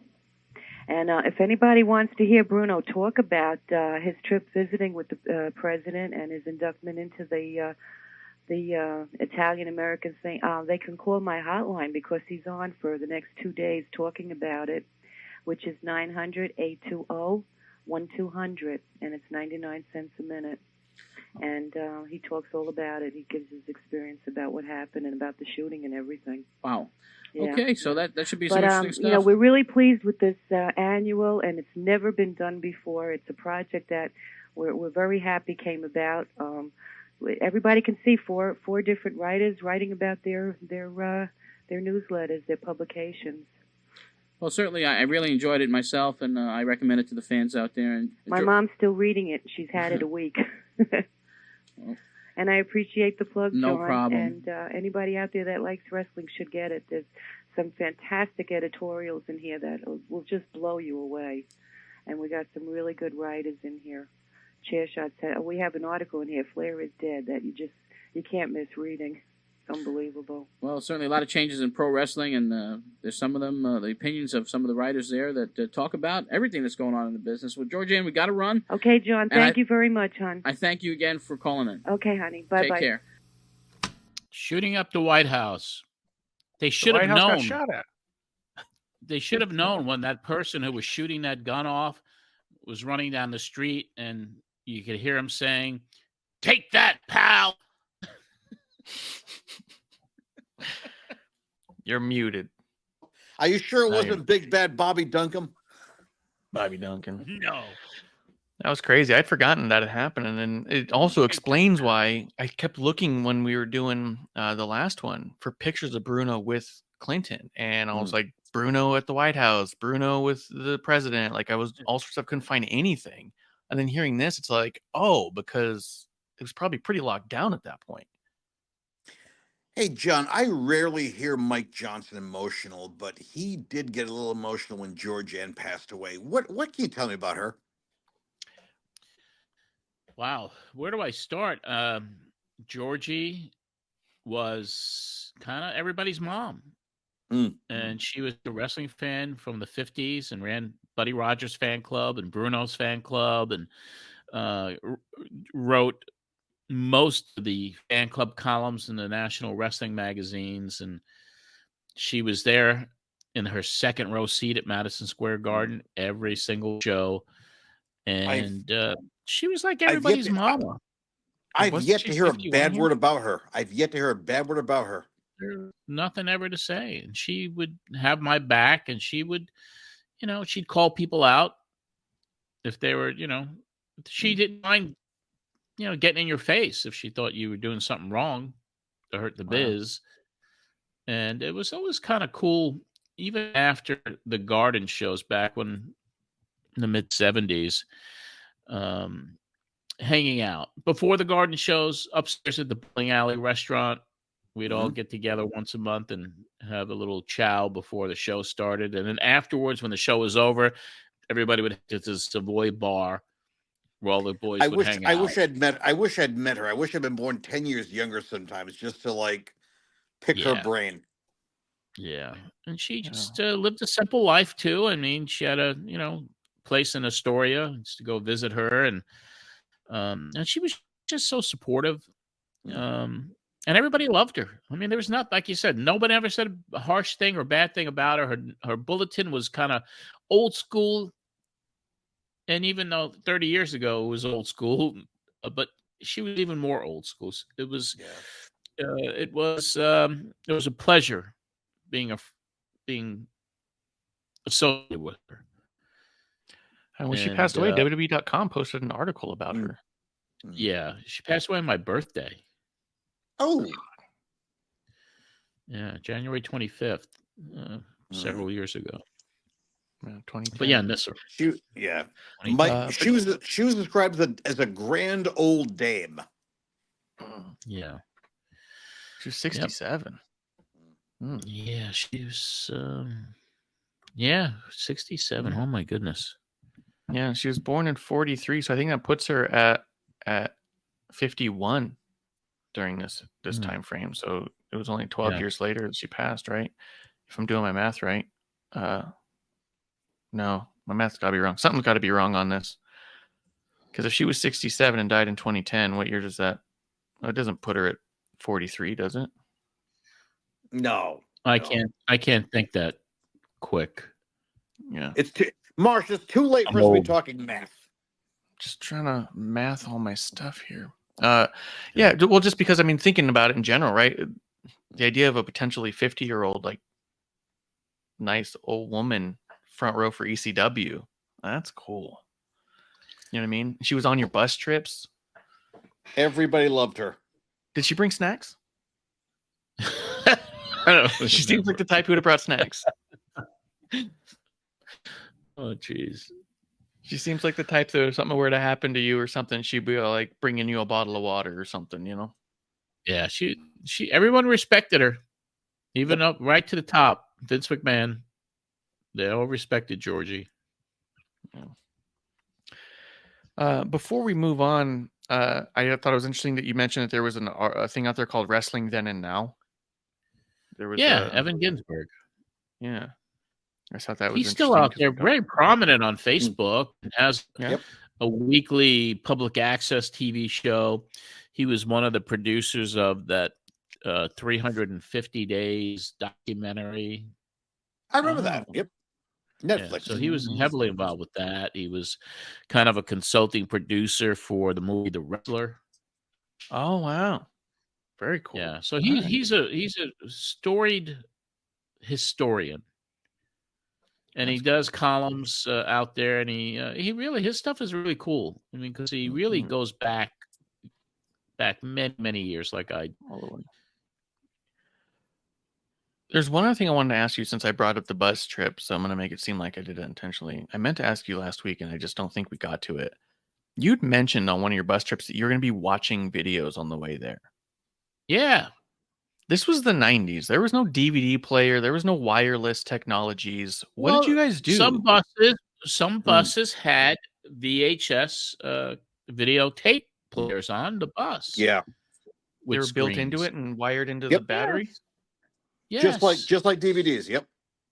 And I would always have to get a video bus for these bus trips, so people could bring tapes on, and I'd actually put together tapes and show people these Booster Club tapes that I used to put together. So you made like mixtapes of matches to watch on the way. Mixtapes. The Booster Club. Oh my God, that brings back memories of the of previous episodes. Yeah, I remember hearing it in passing, and I was like, "Oh, that's neat." And then I was like, "Wait a second, this is '94. Like, there's no, this is not a thing that's just." I still have those Booster Club tapes. I should actually digitize them and put them up for patrons. Yes, go for it, please. Patreon is your new Booster Club. They deserve it. Yeah, but I don't have the, I have to take it to a digitizing place and no, just fly me out. It's cheaper. I'll bring my stuff. You'd go crazy. You'd have to spend a year here to digitize everything I have left. Whatever I have to do, John. Because it is 1-to-1. It isn't like I can only do one. Hey, listen, if we had enough patrons out there that we could devote some money each week to digitizing stuff for new content, it's like, I talk about it every week, and people probably get tired of hearing about it, but what we generate on Patreon really just covers what you get, Marsh. That's it. I know. We're in the red more right now. I'm constantly harping. Anthony, we're going to put you in the executive producer platinum plus tier. Oh, just I'm not spending more money, John. Come on. This one comes with a name tag. We appreciate it because of the name tag. Believe me, we appreciate you and Joe and everybody who does their part, and especially you and Joe, as far as Joe Holloway, the upper tier executive producers. It's really like you guys are executive producers, you two. Well, let's see, as we keep going a little bit, people calling asking about Sid Justice, about Warrior, the same people, man. Like, I love it. They still are like, what's going on with this guy? I like one person called in and said they don't like what's going on with Bob Backlund and Bret Hart. I think Bret is boring, but they think that they should get the belt back on Luger and then bring back the Warrior so you can have two bodybuilders. Oh, yeah, that's a great idea. What you think? Yeah. Anthony, say hi to your wife, too. I will. You did get Rich Mancuso on. Did you want to preface who Mancuso is before we play? Okay. Yeah, why not? What do you have about Rich Mancuso? Anthony, I'm sure you don't know who he is. I've heard the name, but I don't know exactly who he is. Yeah, well, a little background on Rich. For many years, he was on 3 a.m. on WFAN 660 AM with Jody McDonald, who's a big radio personality to this day. And he did a wrestling segment, and it was widely listened to, 50,000 watts in the middle of the night. You could reach almost half the United States, I believe. But except that most of the information he gave to fans was inaccurate. So, Sting every week. Sting is coming to WWF. Where's Joe Turco? Oh, he's in Canada driving a cab. These are the types of answers that he would give to people. And I'd have to fact check him like early on when people would call me. Did you hear Mancuso? Did he say? I didn't hear that, man. But anyway, Rich Mancuso decides to come on. And I don't think it was predetermined, or he might have just reached out to me. It wasn't a surprise call because he had plans calling up to ask him questions. Yeah, I think Anthony went to watch the Patriots game. Yeah, he's definitely checked out. The Pats are playing tonight. Yeah. I didn't pull. I only have one or the two more clips. I've got Rich where you asked him a couple questions, and then I have one with the caller. But I do have the callers who called in with him as like notes. But it was a little weird. I mean, and then you got a bunch of callers afterwards. Like I said, I didn't want to like just bombard it with some good stuff, but this one is one of those. He was trying those to episodes. convince me to do some business with him again because it was a TV show we were supposed to do a year or two before this aired, and then he comes out of the blue and I bring him on, and it's just kind of like for everybody out there, and I think a lot of listeners, especially the ones who lived in the Northeast, remember Rich, and you can hear the whole thing on Patreon. I mean, you just go there, shows up for your enjoyment. Nature called, gentlemen. Sorry about that. Nature calls. We can pause, man. That would have been an exclusive for us. This is pre-recorded. It's not live. I don't want you guys to have to interrupt your train. It's live on tape. It's live on tape. Yeah. I was actually. You guys. Marsh, you gotta do a drawing of Anthony. Yeah, we'll just pop a drawing of Anthony in there. I was hoping you guys would schedule for 8:00, so I wouldn't have to watch the Patriots. But lo and behold, I have to watch my horrible football team tonight. Yeah, you do. Yeah, hopefully they're going to come out with a victory. No, draft picks. Get them close to draft the playoffs. Picks, my This is Rich Mancuso. Rich Mancuso. All right, we're going to take your calls at 955-1240, but first and foremost, now if we get Rich on the line, we can take calls for both of us, right? We could try. All right, let's bring Rich on the phone. And Rich Mancuso. Hey, John, how you doing? Well, I guess it's probably a good memories for a lot of the fans out there to hear your voice, which was heard for many years on WFAN with Jody Mack. Yep. And ran into you in Philadelphia last night. We got to talking a little bit, and yeah, it was fun seeing you again, John. It was fun seeing all the fans. I've never been down to an ECW show before, and that was an experience. Yeah, we were talking a little bit after the show outside in the parking lot, and is this your cup of tea, Rich? Or I got the impression last night that ECW really wasn't your cup of tea. Well, I don't know if it's my cup of tea. Maybe because I'm not used to that smaller crowd environment. I'm not used to fans cheering for heels. I'm not used to all that blood and all that pandemonium that takes place. The angles. I guess if you don't follow the promotion as closely as I do on tape or whatever, the angles are very confusing. I think it's a great concept what they're doing. It's just that I'm just not used to seeing fans cheer for heels like that and seeing all that confusion. And one point that I don't like is how the action goes into the crowd, and I'm only concerned for a fan getting injured, but overall, I think it's a good product, and it's definitely different from what we see in the WWF, WCW version. Yeah, and of course, you've been following the business for a long, long time, and I don't know if it's been longer than you, though. I'm a relic. I'm a dinosaur in this business. But it was good to see you, though. It brought back memories. Yes, it is, and of course, you're still following, I would guess, the WWF, WCW, and pro wrestling in general, right? Yeah, I mean, I have my hotline, my Keep It in the Ring hotline. I have my fan following. My newsletter is on hiatus right now. I've been on Sports Channel with Steve Muir. We've been doing Sound of the Bell. That's on hiatus right now. Sports Channel's making some changes, but a lot of changes going on there, right? Yeah, a lot. There's new management. The buy over to Madison Square Garden, and so Steve and I are reorganizing and hope to be on another network, maybe even with you. And radio's still in the works, and I think me and you may have something coming soon in the new year. Well, hopefully. We discussed a few things last night, and I think it'd be great, John. Your fans and my fans that I still have, I think we could dominate wrestling radio nationwide. Boy, that's a scary thought. Yeah. I tell you what, if you want to take some calls here with me and give your opinion, because I know we don't agree on every certain topic. That's for sure. Well, we've been basically. I just want to mention one real quick thing.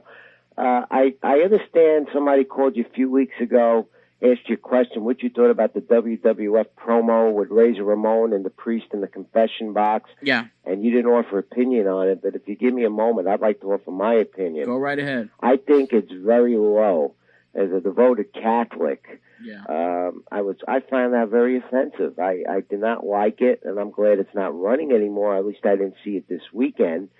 And to take it a step further, the promo they're running now with IRS in the cemetery. I recently lost my father a year ago, so things like this is still touchy. But I think anybody who's a devoted Catholic and and has somebody who's passed away in the family that you're very close to, and you see something like that, you got to feel a little offended about it. Yeah, that's it's a touchy thing for sure. And as far as the confessional, Bruno Sammartino, when I spoke to him about booking him on this program, and I asked him if he'd seen any TV recently, he'd said, "Well, my son had called me and told me to turn on the TV right now because they were running something, and Bruno turned the TV on and saw that, and he said he was appalled by it." Yeah, like a lot of people probably were. Rich Mancuso. What do you What guys else there? think of What else is there to say?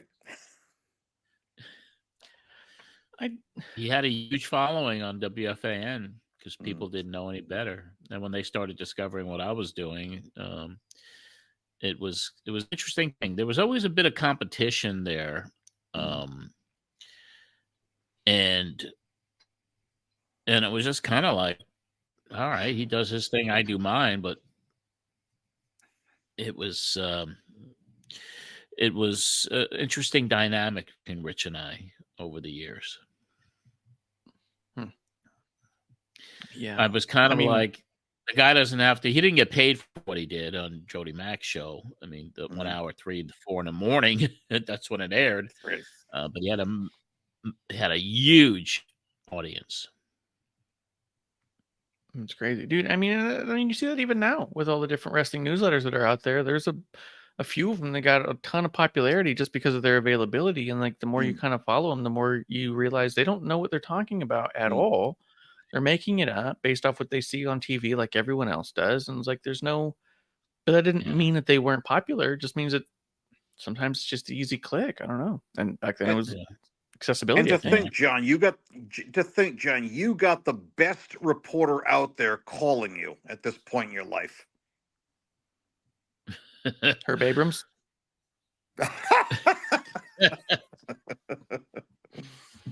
Praise to Mike Johnson. Yeah. Hey, I love Mike. Mike is cool, man. I just wish he would come on the show, Yeah. I think it'd be great to talk to him a little bit. Well, he won't because of the Brian Last Cornette. You don't want to get them pissed off, Whatever. They don't have guests. Hey, whatever it is, I love Mike. Always will. Always have. Yeah. So, but, people have to do things. It's just the way life is, man. Yeah. But he's an amazing guy, Mr. Johnson.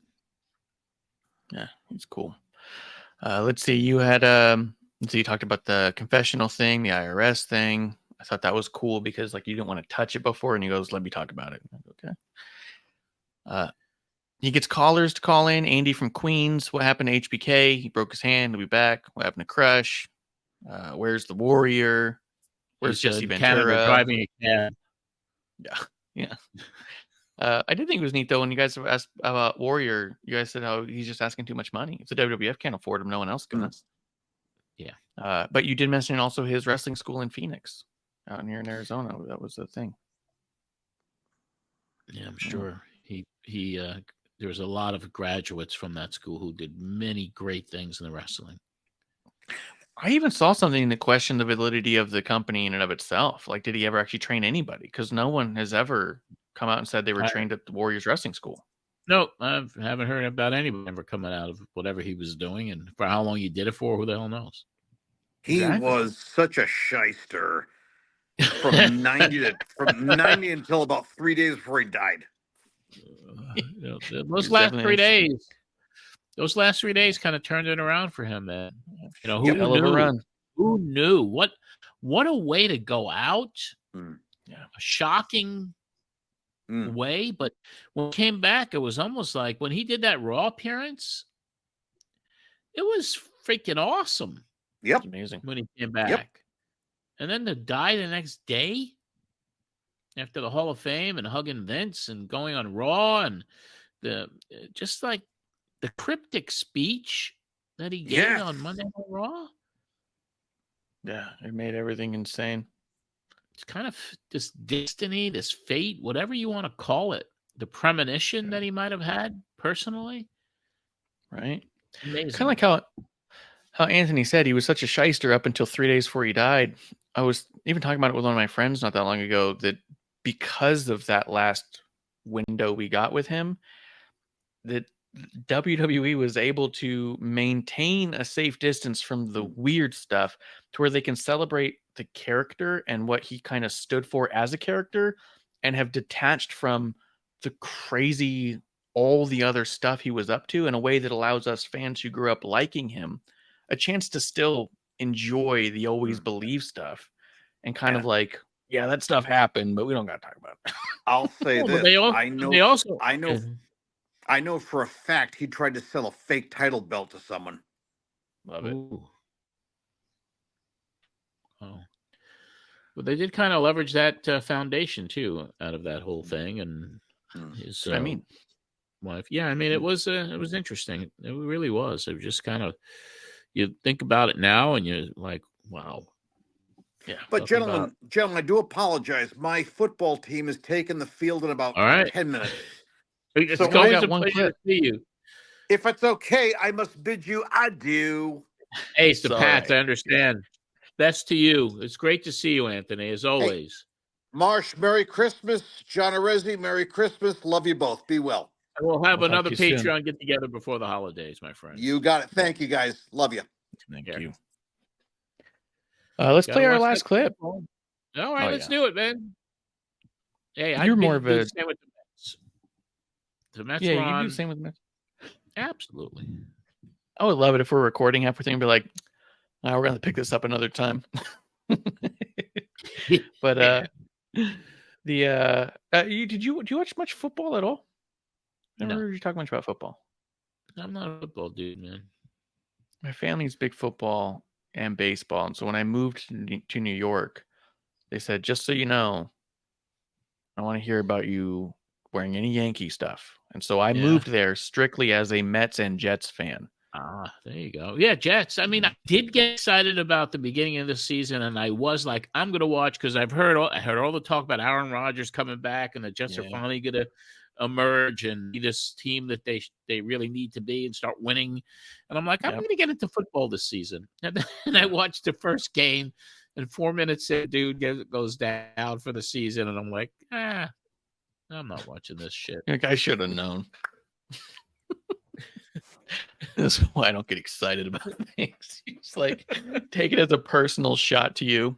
Like, yeah, I took offense to it. I was trying to get into football. Look what happens. You ruined it for me. I'm the most unlucky person in the world right now. Oh, jeez. This is Robert from Brooklyn calling in, and this was like awesome, fascinating to me. Okay, I listened to this like 4 times already, and I still don't know what's happening. So, maybe I can help. Go to Brooklyn, New York, and we'll speak to Robert. Robert, you're next. Hello?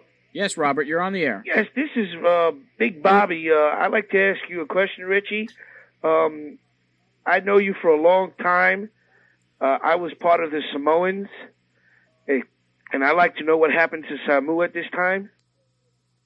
Well, I think he had some problems that WWF promotion didn't like. It may have been alcohol or showing up late at arenas.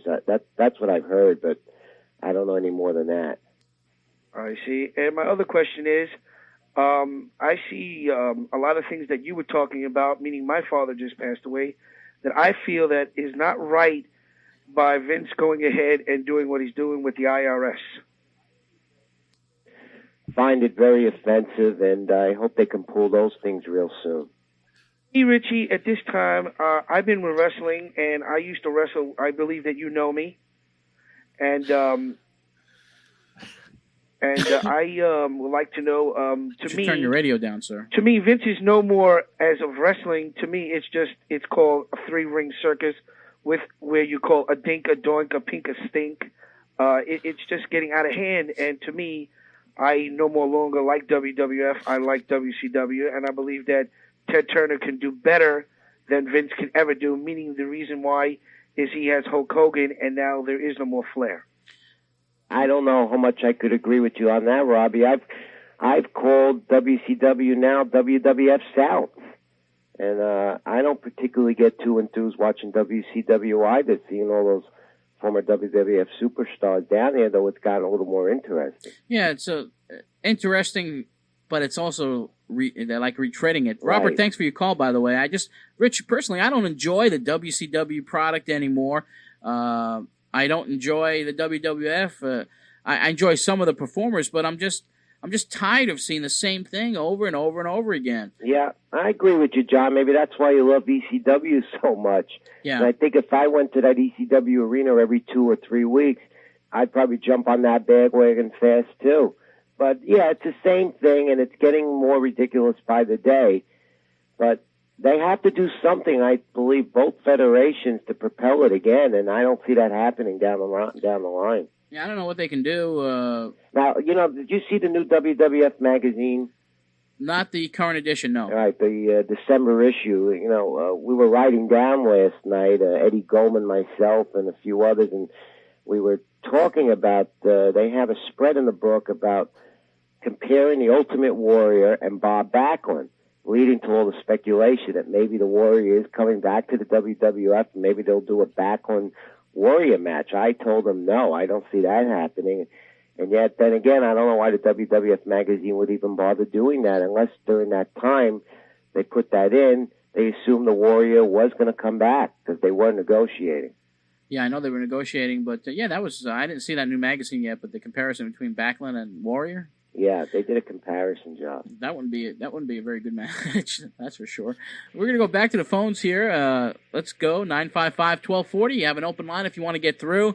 955-1240. Rich Mancuso is joining us this afternoon for some calls and comments about the state of pro wrestling today, and we'll go to Farmingdale next and speak to Steve. Boy, the guy gets through every week with that same song. I had that for 5 years, John. That same song? No, similar thing. Oh, yeah?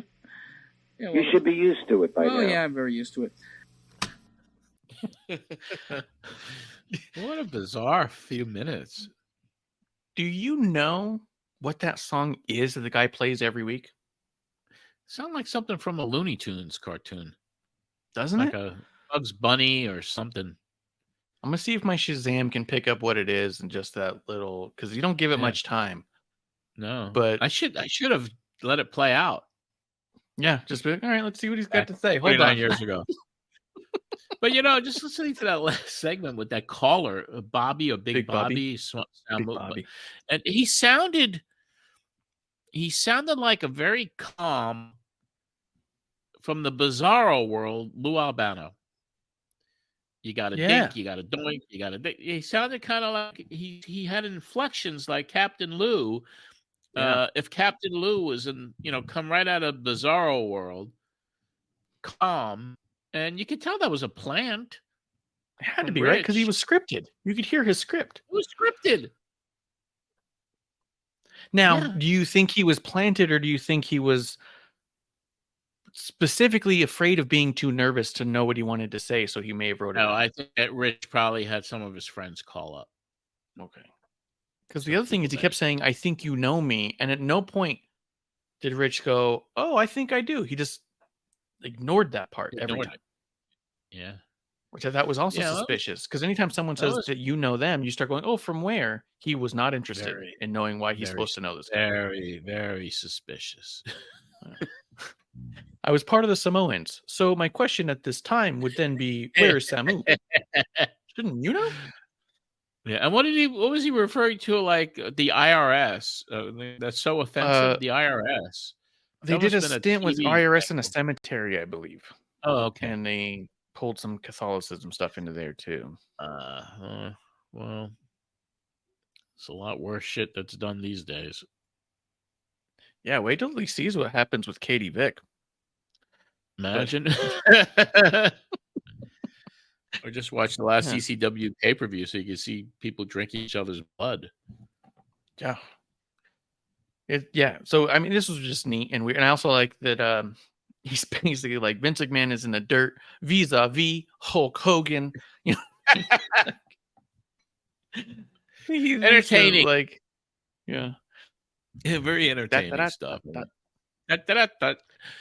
You got to hear the whole thing on Patreon, folks. Yeah, it's there. I do think it's neat. You ask his opinion on lucha, and he says that he thinks it's interesting, but has a limited market, and he doubts that ever makes it big time in the U.S. And you're like, yeah, we'll see about that. You know what's really strange too? Like with all the build up to the pay-per-view, AAA, IWC, we barely touched upon it on the show. Yep, you don't even go back to it really. It was the Sabu thing that took precedent, and then we had Cactus, Paul, Rich, and it was just kind of put to the side. And you know what's really interesting is next week's show. Yeah. There wasn't, and I had Stoller on for a bit. He called in, and it wasn't like I was thinking maybe we should bring Bischoff on, or maybe we should bring this or Scholar on. And I'm like, look, what is there to talk about? I mean, now it's come and gone, right? Yeah.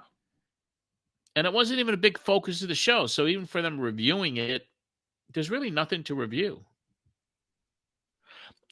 I mean, if I were to be put in a position where they were right in front of me and this was the topic, I would ask about, a little bit more of the backstage concepts going into it, why they may have intentionally shifted some things around, what they both Roy had expected questions, out right? of it.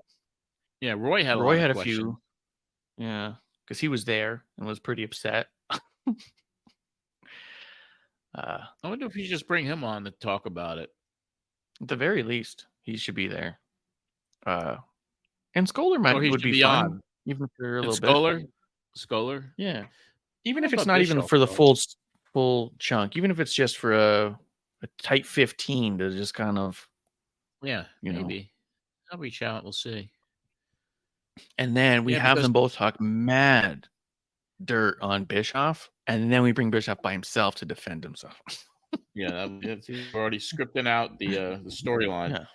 Yeah, but what I really enjoyed about next week's show is really Sonny or Tammy, and Chris, because that was a freaking that was like you could see where this girl's life was gonna head with some of the things that she was saying. Yeah. Huh. And Chris, I mean, because they really they were really disparaging of the South and where they were working in Tennessee, and they give their whole history of how it all started between them. So it's kind of fascinating to listen to, especially now how tragic it is where her life went. She's going to be behind bars maybe for the rest of her life.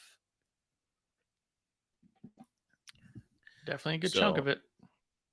So anyway, that's something to look forward to next week. And I'll reach out and see if we can get the others on for what'd you say, tight 15? Is that how you like maybe 15 to 30 minutes, and just let that be that, and then not have it be. I mean, it doesn't need to be 2 hours, right? Just, hey, let's have a little round table about what it was supposed to be and what everyone thought. We don't have any time restrictions here. We can go. No, but we don't. But if they don't think they have to drag it on, I mean, if they go for 2 hours, then that's what that is. Because Conan would be good too, and I mean, that's true too. Like, I'll send emails to everybody tomorrow, and just to get there, see if they'd like to all join in on a round table, and then we'll figure out where to place Roy into the mix too. Well, because I mean, you've got all the key. That would be funny. The three of them and Roy, right? What? But Roy knows all of them anyways. Except maybe Ron. He knows who he is, I'm sure, but I don't think Ron knows who Roy is.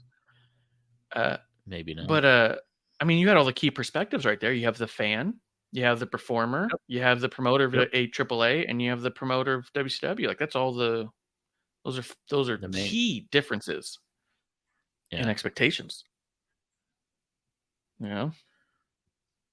Well, and then I'll wear my ref shirt. I'll get behind my typewriter tomorrow and send one of them emails. I'll make sure I wear my ref shirt so people know that I'll call it. If I got to get in there, I'm like, hey. And I'll tell you what I'll do. Off the ropes. I'll do this. You ready? Yeah. We're definitely ready. Yeah. I'll do the interview like this tomorrow. Yeah, you're like, look, I'm not taking sides here. For those not on YouTube, I'm wearing a La Parka mask. Yeah, direct good from one too. Frank Patz. Anyway, Does it smell ring worn? It doesn't actually. All right, well, maybe he washed it afterwards. You never know. Used. It's still pretty cool. But I got it from Frank Patz, who worked with the Peñas for many years. That's pretty cool. But you had a lot of calls in there, and it was all over the place. There was one that was particularly interesting to me. That was Steve from Long Beach, who says that he missed wrestling from the 50s. He goes on and on about it, and then says, hey, if that person who was doing the newsletter ever wants me to write an article for them, just let them know I'll do it about the 50s. Why not? I was like, okay.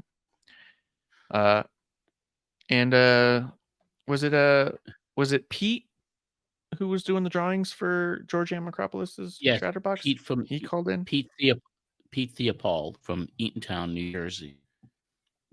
He called in and said some cool stuff about going to the ECW show as well. So this was a lot of good stuff on that. For the Patreons, they get to hear all the ad breaks because I very rarely pull from them. And you were putting over Magic Con and Cactus Jack a lot. And there was one I just made a note of because I couldn't believe it. My jaw dropped. I was like, this is intense. And you don't hear stuff about this anymore, but it was like a SIDS awareness ad about sudden infant death syndrome and how to try to prevent it. But it was it was crazy. I mean, because it was like several minutes, and I was all like, oh my God. Like, I mean, once they told me the information, I was all like, that actually sounds helpful, but took me by surprise for a second because I was like, what was happening? It's sad already. It was a pretty downer episode, man. Not even your ads could lift me up. Yeah, that's unfortunate. Yeah, but a lot of good stuff. And you had another person from Valley Stream call in with another one of those. So they just changed Towns March. It's the same guy. There's no way. Maybe it was Kelly. Why would they lie about where they're from? That doesn't make any sense. I don't know. Oh man. So anyway, that's it. We had Anthony, we had the Sabu, we had Paulie, Cactus, Mancuso. What an episode. Yeah, it's good stuff. This was a pretty loaded one. This was a little tough to find clips from because I just thought each thing had something notable and significant. Boy, we got some really interesting shit coming up, man. I'll tell you, as we end this run, there's stuff. There's deaths, there's Art Bar, there's Public Enemy coming on. Art Bar's death in a few weeks. Missy Hyatt comes back. Tommy Dreamer, Mikey Whipwreck, Eddie Guerrero with Paulie again. It's gonna be interesting. After the Vegas beach brawl, did the Power Twins work anymore after that, or was that kind of one of their last shows? Of all time? Yeah, like when did they stop wrestling? No, they did it for a bit. Yeah, I don't know for how many more years they did it, and I'm certainly not getting them on to ask. No point. Put it up on your Facebook and see if they respond there. It was almost like Anthony in a way because he was moving around quite a bit during his appearance tonight. He always does. But when you're Santa, he does. But when you're Santa Claus too, there's a lot of stuff that's going on. He's got a lot of responsibility. It's a busy the time naughty of year list, the nice list. He's got things going on. You got to get yourself a charcoal distributor. The responsibilities of being Santa. Yeah, that's right. So good one, Marsh. Always a pleasure. Yeah, absolutely. And we'll be back for another one of these things next week. And I will not procrastinate, and I will get an email out to Bischoff and Scholar and Conan. And you have Roy's information, I guess, too. Do you have Roy's information? Yeah. He reached out to you initially on this. Yeah. Tell him, Roy's, we'll definitely bring him on regardless. Yeah. If nothing else, we'll have him. But, it would be cool to almost, group email all of them just saying, hey, guys, I got an idea. Yeah. What if we all sat down and round tabled? Yeah, let's discuss this. Yeah. Maybe we can generate some heat. We could generate some heat between 29 years later. Let's get this rivalry kicked up again. It's your fault. Yeah. So good. But yeah, I mean, be neat. I think really neat.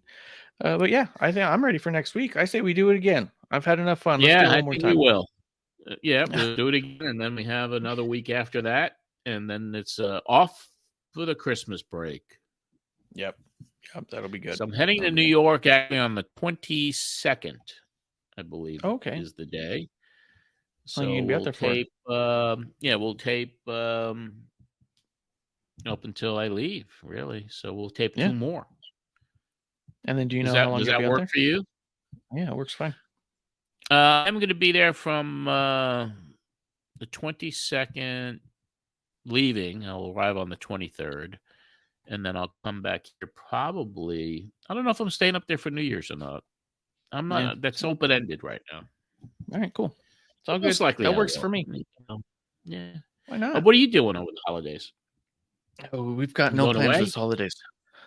Yeah, this time we've got nothing going on, so we'll probably have to try and track down a duck. When we stay home, I like to make a duck.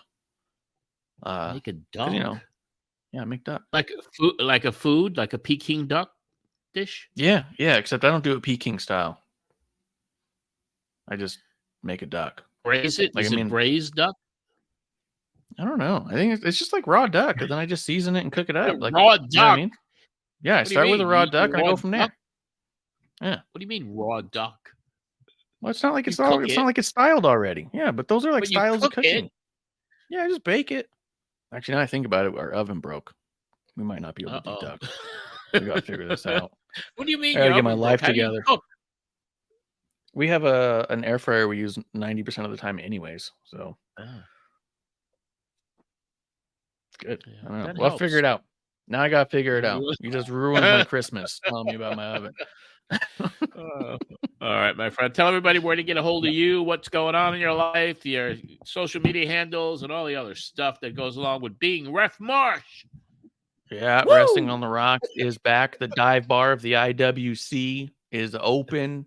We're on Fans First Sports Network now. And find us where you listen to your podcast, because downloads do better for me than when you watch live stream. And I tell people, put the I in subscribe, but the no in notifications, because you don't actually have to listen to it for me to get credit for it. So, is that how it works? Yeah, pretty much. Download is a download, whether it gets listened to or not. So you can still support and not even care, you know? Yeah, subscribe to everything. Yes. Just subscribe. And turn off your notifications. Yeah. Don't let me bother you. Just subscribe. But yeah, I'm at Ref Marsh on X. Yeah. And Marsh Ref on Threads and Instagram. And I'm just around. Go youtube.com for, Pro Wrestling Spotlight and Queen of Carnage with Medusa. And, I'm around. And if you guys need anything, hit me up. Let's work on something together. There you go. All right, my friend. Always a pleasure. We'll talk to you next week. And that's going to wrap up this edition of Pro Wrestling Spotlight. And we will be back next week. And don't forget, join the Patreon account. Be a member of the community. Patreon.com/John Arezzi.